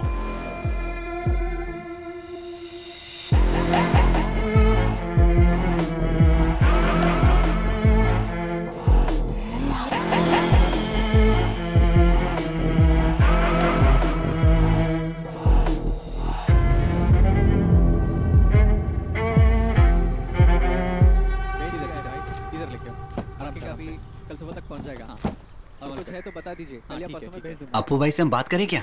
वो खर्चे के लिए पैसा देंगे हमें? भाई से जितना पैसा मांगेंगे उतना देंगे, कंफर्म है। तो सच में? टेंशन मत ले। अरे बोला ना 100%।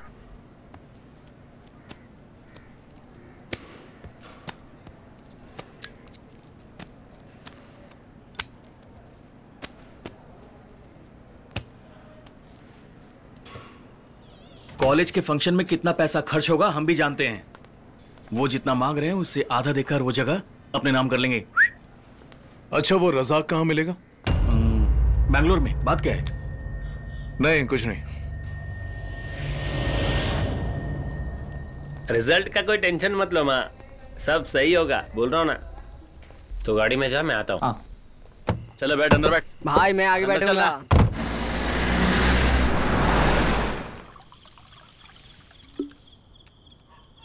ये लो सर। कुट्टन, आपको हमने यहाँ पर इस तरह से बुलाया, आपको जबरदस्ती तो नहीं लगा ना? नहीं तो। आप मुझे ये बताइए कि इस वक्त पुलिस स्टेशन में कौन रहता है? और ये सारा प्लान बनाने से पहले मैंने किससे बात की थी? आपसे ही की थी ना? तो मुझे बताइए, पुलिस स्टेशन में मेरे अलावा आप अकेले बैठेंगे क्या? चलिए जवाब दीजिए जल्दी। वो तो ठीक है, लेकिन मुझे लगता है कुछ खतरा है। अच्छा। नमस्ते सर। हाँ, सही कहा। सर पैसे के लिए नहीं, दूसरे काम के लिए आया। दोनों बात मुझे समझ आती है, बोलो। हाँ, आपको कैसे पता? तुम्हारा चेहरा सब बता रहा है। सर वो अमरनाथ ने नहीं, अप्पू ने मारा है। सर वो डीवाईपी का अध्यक्ष है ना, इसीलिए। वैसे क्या आप पूरी बात जानते हैं सर? अरे मैं उसी के बारे में सोच रहा था। हाँ, मैं भी वही सोच रहा था। मानना पड़ेगा, जैसे ही आपने बात का पता लगा लिया वहां से हट गए। चाहे कुछ भी हो, डर तो डर ही होता है। किसका डर है? आप मजाक कर रहे हैं क्या? जो लोग आप लोगों को मारने के लिए आए थे, आप लोग उनका मुकाबला नहीं कर पाए, इसीलिए यहाँ छिप कर बैठे हैं। क्या बकवास कर रहा है? मतलब उन गुंडों के बारे में, उस आग के बारे में, पेट्रोल वाली, आप लोगों को पता नहीं है? आप लोग नंजन कोटे में है, पता नहीं है आप लोगों को? सलामती चाहता है तो सारी बातें सच सच बता दे। अमरनाथ सर के कहने पर पुलिस स्टेशन में गुंडे लोग आपको खत्म करने के लिए पेट्रोल बम लेकर गए हुए हैं। ये क्या सर? चलिए सर, पुलिस स्टेशन चलते हैं। नहीं जाना है। शराब पीने के बहाने आया हूँ, पर आपका मजाक उड़ाने नहीं। आप लोगों को सच्चाई बताकर कोई फायदा नहीं है। कुट्टन। सर मुझे मत रोकिए, मैं पुलिस स्टेशन जा रहा हूँ। इस उम्र में स्टेशन पे सोना ठीक नहीं है। कंट्रोल। तुम अपनी दादी के गोद में सो जाओ, मुझे बहुत काम करना है। चल बाजवाट। आखिर प्लान क्या है सर?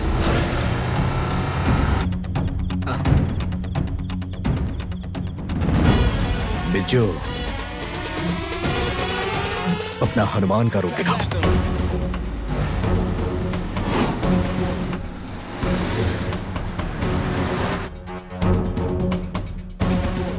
अबे ओए, पागल हो गया क्या? अपने को पुलिस स्टेशन उड़ाने का है, इस गाड़ी को नहीं।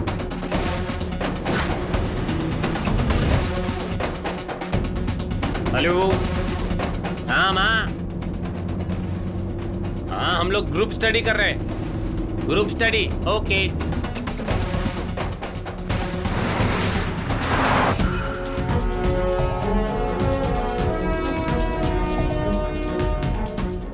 एक कट करना कब से बज रहा है? सुनो भाई, यहाँ पर कुत्ते हैं क्या? नहीं, डायनासोर चाहिए।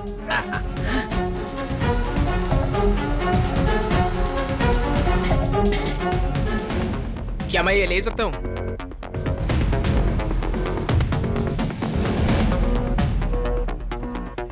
संतरा किस भाव दे रहे हो? यहाँ क्या कर रहे बे? सर फोन कर दे यार। सर सर सर सर इसे मत जलाइए सर। अरे हटना। ये माँ क्यों इतना फोन कर रही है? ये चुप रहे बे। हेलो, क्या नाम है तेरा? रोजी। चुप कर। रोजी के कपड़े खींच के उसके बाल को पकड़ के उसे रुलाने नहीं आया। अगर मैंने यहाँ पर अपना रूप दिखाया तो उसका असर तुझ पे पड़ेगा। अरे यार कुछ भी कर, गाड़ी भगा, उस आगे वाली गाड़ी को रोक। ओवरटेक करना क्या कर रहा है? अरे भाई ऐसी क्या बात हो गई? जल्दी चला, वो देखो गाड़ी को रोकने का अपने को। बोल रहा ना, थोड़ा तेज चला। अरे ओवरटेक करना है, रोकना उसको। भाई मेरे घर से भी कॉल आ रहा है। अरे भगाना। अरे रंजीत बेटा कहाँ हो तुम? आखिर तुमने ये क्या कर दिया?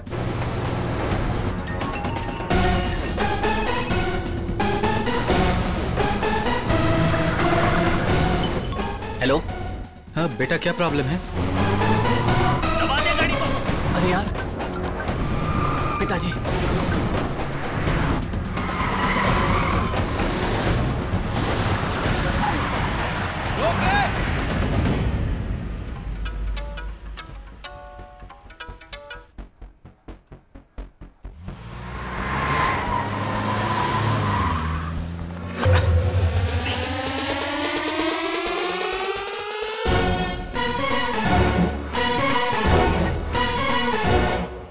अरे 10 आदमी को साथ लेकर पूरे गांव में फ्लेक्स लगाने के लिए कहा था कि नहीं? ऑफिस के बाहर सिग्नल के कोने कोने पर अपने दल की जो पोस्ट है, जहां कहीं भी उसे वहां रखो। और सोमू, उस दीवार पे अपना फ्लेक्स क्यों नहीं लगा अभी तक? लगा दूंगा। कब लगाएगा? मरने के बाद? जो भी बातें हो रही हैं, उन बातों को सुनने के बाद ही मैं सीधा यहाँ आया। हर जगह के बिखरे हुए लोग एक साथ खड़े हैं। उन लोगों को यहाँ आने की क्या जरूरत थी? उस इंदिरा स्टेट के मामले में कोई भी बात आगे नहीं बढ़ी। बहुत बड़ा इंजीनियर समझता है, वो कब किस वक्त आएगा पता नहीं। एक बात तो तय है, तमिलियन लोगों का यहाँ आने का एक मकसद है। वो इलेक्शन में जरूर गड़बड़ी करेंगे, ये मैं जानता हूँ। यहाँ के जो तमिल लोग हैं, एक जमाने में हमारे घर पर खाना खाने आते थे। वो हमारा एहसान मानेंगे, हमारे लिए कुछ भी करने को तैयार हो जाएंगे। लेकिन बात ये नहीं है, अगर इनके साथ कुछ तेलंगाना और कुछ कन्नड़ लोग मिल गए होंगे तो इसकी चिंता मत कीजिए। वो हमारे शादी ब्याह में भी आते हैं, उनके साथ डील मैं कर लूंगा। लेकिन अगर मेरी नजर से 2-4 लोग बच जाएंगे तो आप लोग शामिल हो जाइएगा, क्योंकि कभी भी उन लोगों के पास आप लोगों को जाने का मौका।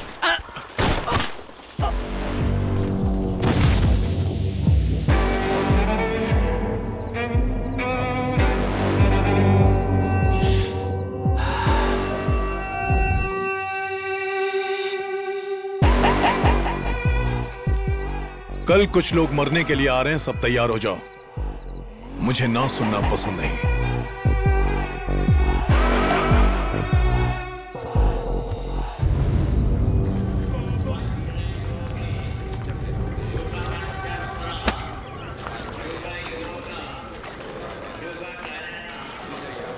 सर चलिए।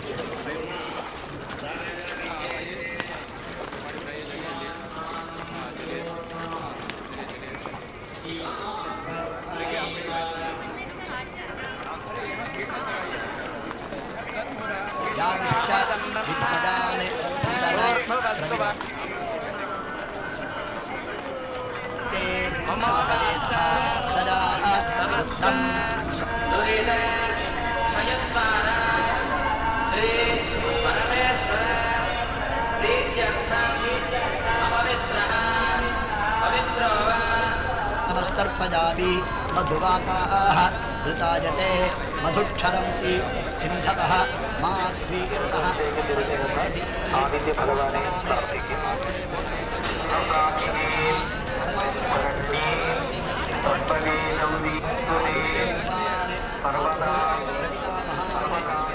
सर, जिस ऑफिसर ने सुसाइड किया था उसकी बीवी और बच्ची।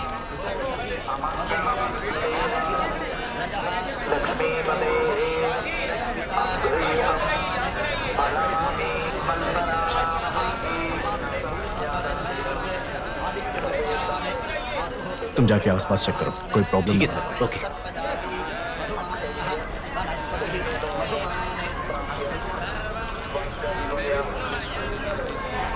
आता हूँ।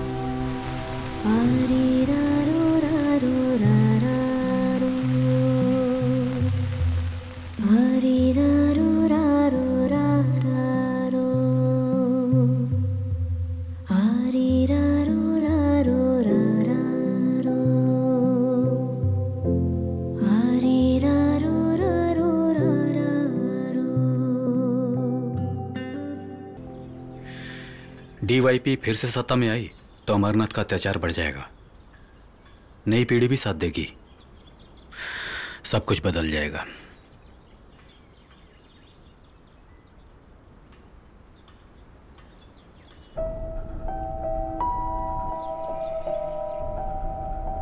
अब्दुल, बचपन में किसी बच्चे ने सोचा भी नहीं होगा कि उसकी जिंदगी नर्क बन जाएगी। दो पार्टियों ने मिलके हमारे पूरे गांव में डाका डाल के सब कुछ लूट लिया।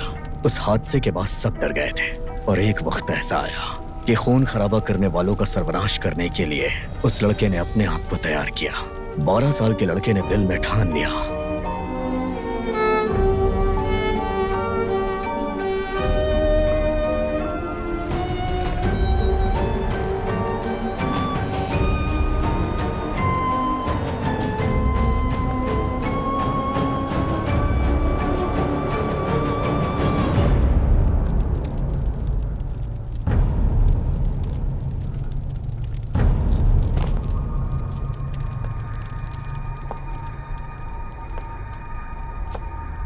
उसे कानून के बारे में कुछ भी नहीं पता था, लेकिन कानून के खिलाफ लड़ने की उसने ठान ली थी। लेकिन कानून ने उस दिन उसे ही सजा देके अपनाने की कोशिश भी की थी। वक्त तो गुजर गया, लेकिन उसके सीने की आग नहीं बुझी। वो अब भी उसी आग में जल रहा है।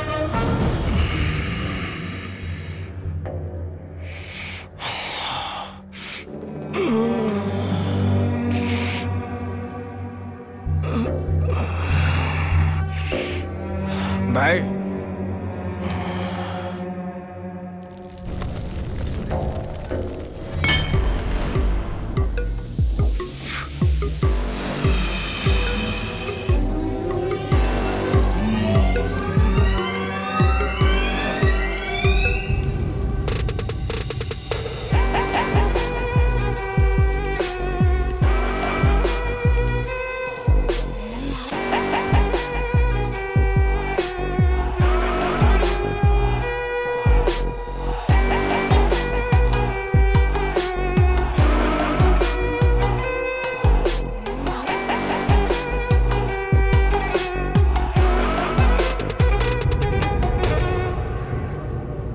जिनको आपने मारकर भगाया था उनका अगले हफ्ते वापस लौटने का प्लान है। उनके स्वागत के लिए हम गांव वाले इकट्ठे हुए हैं। झोपड़पट्टी में वो लोग नर्क की जिंदगी जी रहे हैं। जब वो लौट कर आए तो उन्हें नंजे कोटे में चैन से जीने देना। मेहरबानी करके उन्हें अपनी जिंदगी अपनी तरह जीने का हक दो। वो बेचारे पहले से ही परेशान है, अब उन्हें और परेशान मत करना। ये मत समझना उनके लिए दया की भीख मांग रहा हूँ, क्योंकि उनके साथ पूरा देश है और देश के हर नागरिक को देश में कहीं भी जाकर रहने का पूरा हक है। जब भी ऑपोजिशन पार्टी वाले आकर मुझसे रिक्वेस्ट करते हैं तो मुझे बहुत मजा आता है, लेकिन तुम्हारे रिक्वेस्ट में मजा नहीं है। नंजय कोटे में आजादी से घूमने वाले झोपड़पट्टी वालों को तुम लोग पनाह देने की कोशिश कर रहे हो। मत करो। मेरी ताकत को अगर कोई कमजोर करने की कोशिश करता है तो मैं उसे बख्शता नहीं। इसलिए उस ऑफिसर को कहो कि मेरे घुटनों पर गिरकर रिक्वेस्ट करे, तब मैं कुछ सोचूंगा।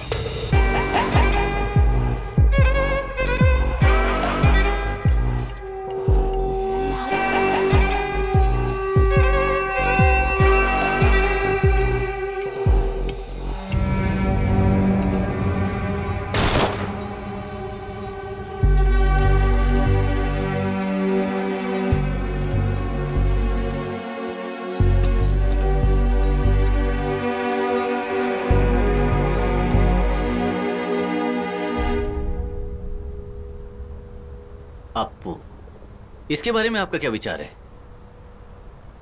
जो मरने जा रहा है उसके खिलाफ कोई आफत की बात कहे तो उसे जान से मार देने के बराबर है।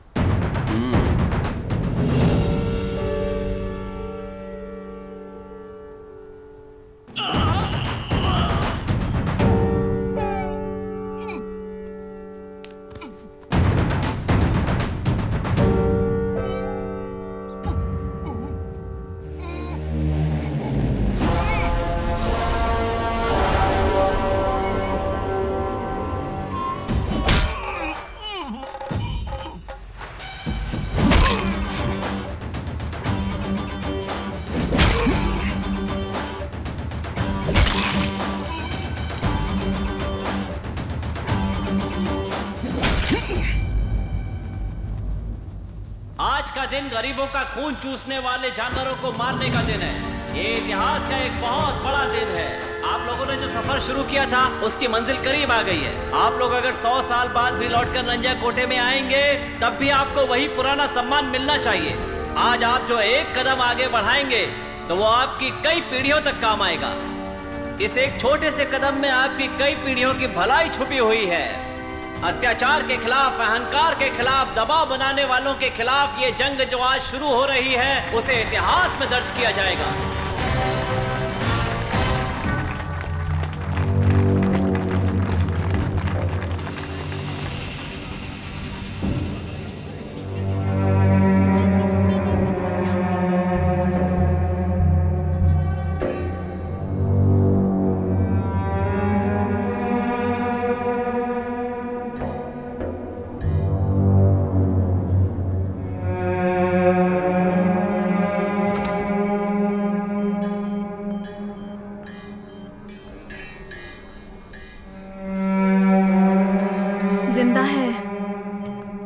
इतना काफी है, और ज्यादा की उम्मीद मत रखना।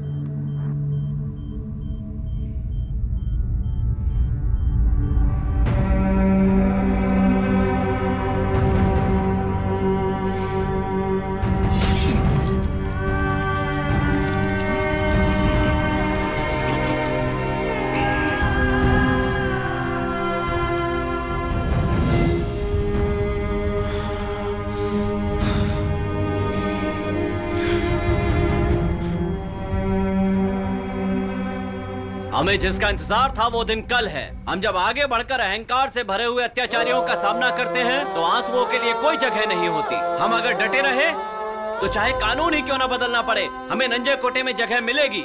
कल सुबह होने से पहले हमें उन अहंकारियों को दबाव बनाने वाले अत्याचारियों को उखाड़ फेंकना है।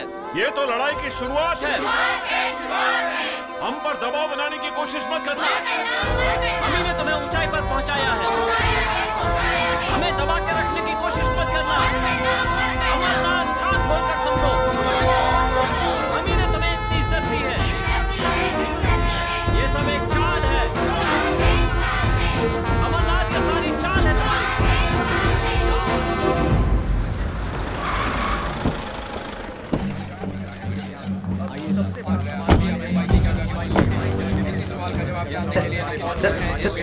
सर, अप्पू की जगह पर आपकी पार्टी में डॉक्टर संगीता आ रही है क्या? सर साइड हो जाओ, चलो खड़ो। प्रेस मीटिंग होने वाली है, तब बता देंगे।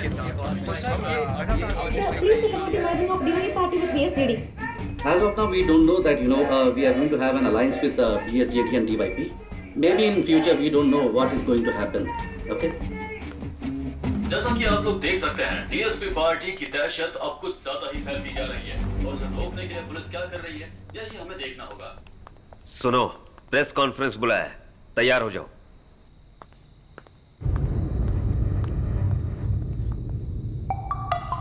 ये तमिलियन लोग यहां लौटकर वापस नहीं आने चाहिए। बीएसजेडी को विश्वास दिलाना होगा, समझे कि नहीं? हमें दूर से देखते ही छिप जाने वाले और पास आकर सलाह देने वाले हमेशा वफादार रहें तो मुझे अच्छा लगता है।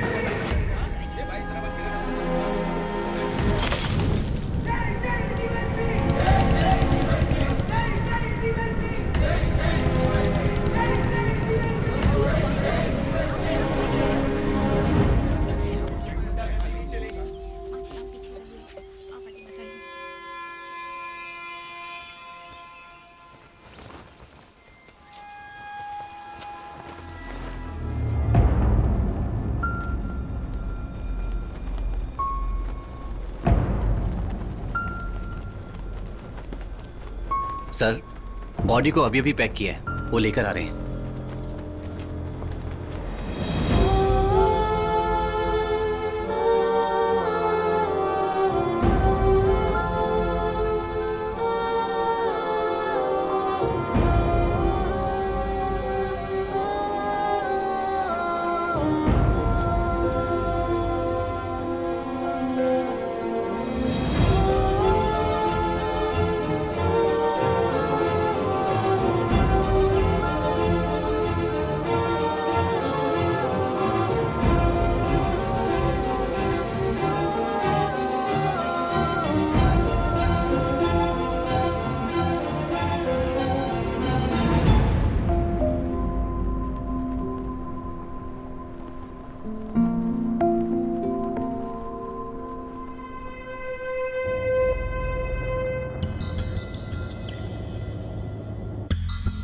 मैं बीजू, एसआई सर ने आपसे कुछ बात करने के लिए भेजा है। डॉक्टर, आप एमपी बनने का सपना लेकर इस नंजई कोटे में मत रहो। आप ऐसे खड़े रहेंगे तो इसका अंजाम बहुत बुरा होगा। सर के बारे में तो तुम जानती हो, इसलिए प्यार से समझा रहा हूँ, चुपचाप यहाँ से चले जाओ डॉक्टर। बाकी तो इस नंजई कोटे को छोड़कर तेलंगाना कैसे जाना है पता ही होगा। याद रखना, हर पल तुम्हारे ऊपर हमारी नजर है, इस बात को याद रखना। चलता हूँ। बेटी, अमरनाथ के दबाव की वजह से मैंने अप्पू को समर्थन दिया। मुझे इसमें ज्यादा दिलचस्पी नहीं थी। वैसे जब प्रेस कॉन्फ्रेंस होगी तो अप्पू के मामले में दुख जताते हुए थोड़ा आंसू बहा लेंगे, और क्या। डीवाईएसपी पार्टी का नया अभ्यर्थी कौन होगा, बताएंगे हमें? बताओ इन्हें। डीवाईपी पार्टी की नई अध्यक्ष मैं नहीं हूँ। मैं तो अपना खुद का कारोबार संभालने जा रही हूँ। Thank you.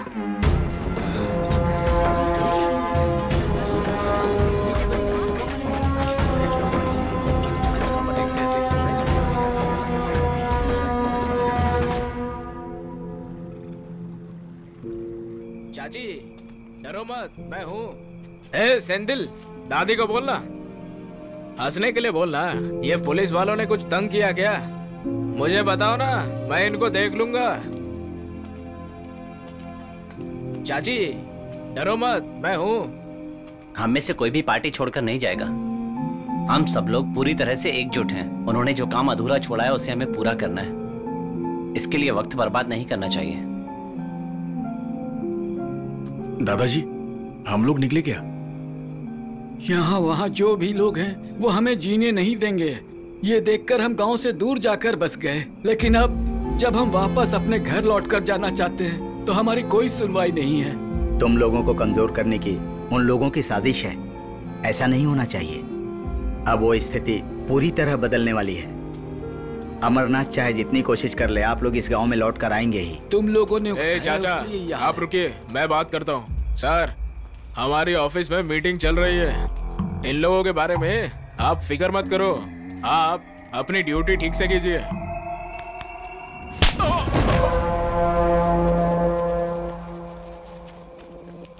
तो अमरनाथ के डर से तुम लोग यहाँ पे आके छुप गए हो? यही करोगे? कब तक भागते रहोगे? आप लोग देश में कहीं भी रहिए, लेकिन इसके जैसे नेता लोग आपके इर्द गिर्द घूमते ही रहेंगे। तब क्या करेंगे आप लोग? धरती चीर के उसके अंदर छुप जाना।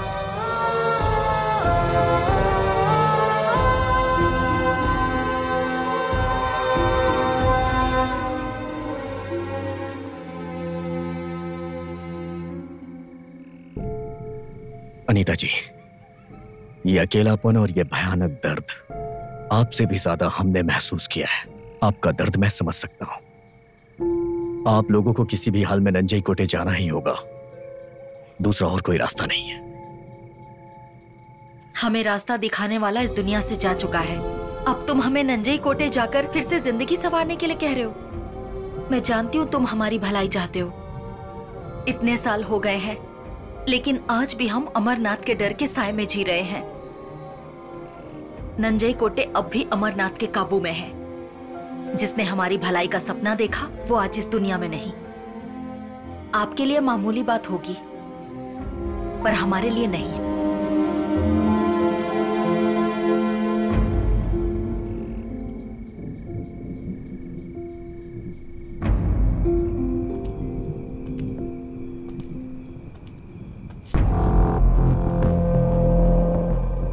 वो चाहता है ना कि मैं उसके पैर पकड़ के गिड़गिड़ाऊं। ठीक है, मैं जा रहा हूं।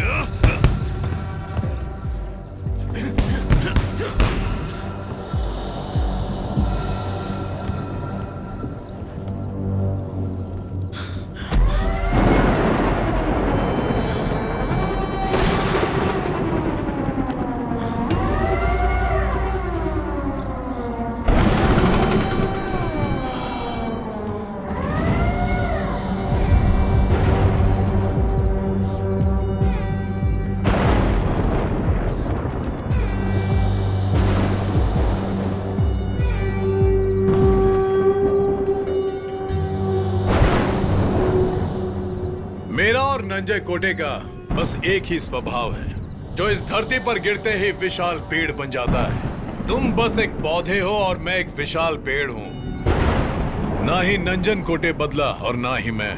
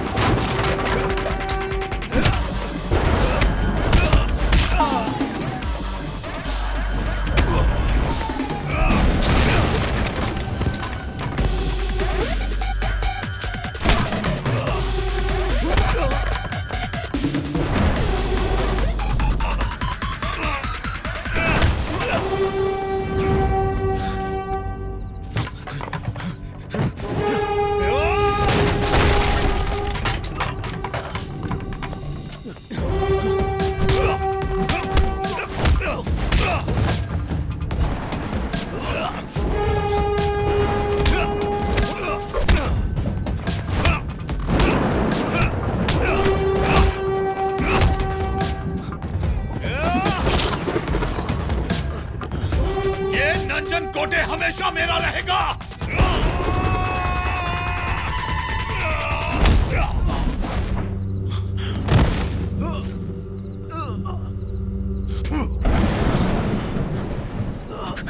तुम लोगों की कमजोरी इसी में है कि उड़ते ही गिर जाते हैं।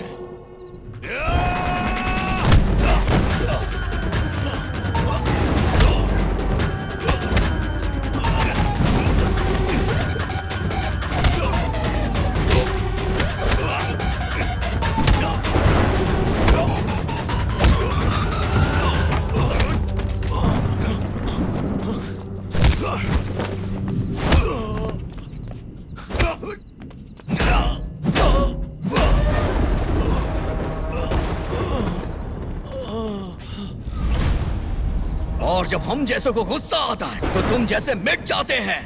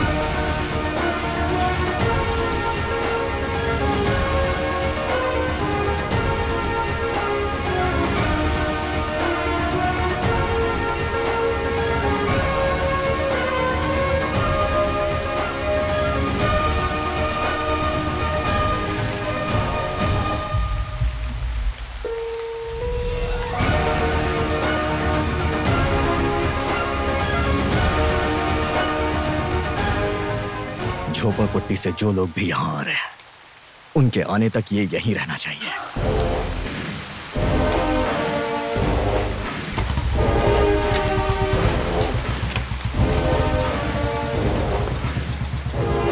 अब्दुल, उमर की तरह जिसने पाला था उसकी भी ऐसी ही कहानी बन गई।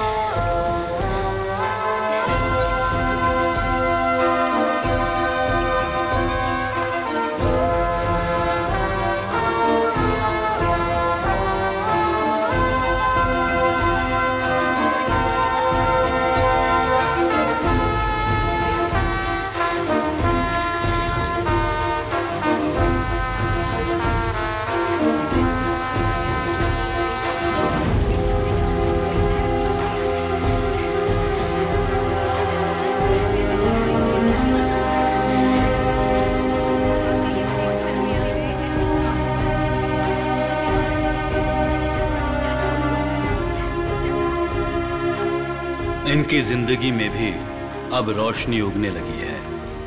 अपनी पुरानी तकलीफों को भूलकर लोग अब वापस अपने गांव लौटने लगे हैं। नंजे गोटे का वो दर्दनाक इतिहास आज सिर्फ एक कहानी बनकर रह गया है। नंजे कोटे में जो अत्याचार हो रहा था, उसे रोकने के लिए जिस एक नायक के आने की उम्मीद थी, वो नायक आया भी था और शायद वो लौटकर वापस फिर आएगा। नई सोच, नई शुरुआत, नई योजना उस शख्स के आने का इंतजार कर रही है।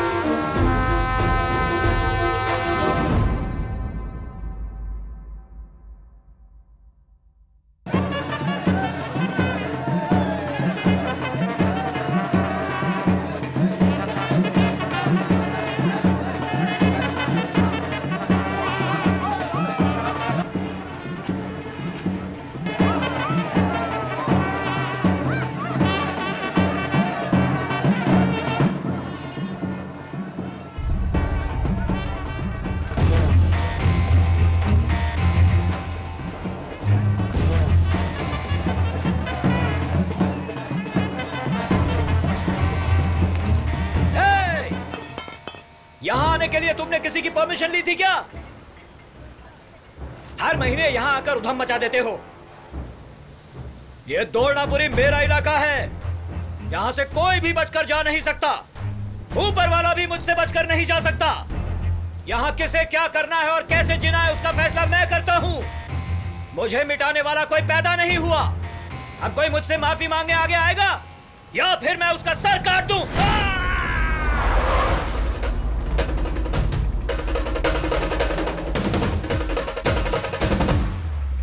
क्या हुआ? कोई परेशानी है क्या?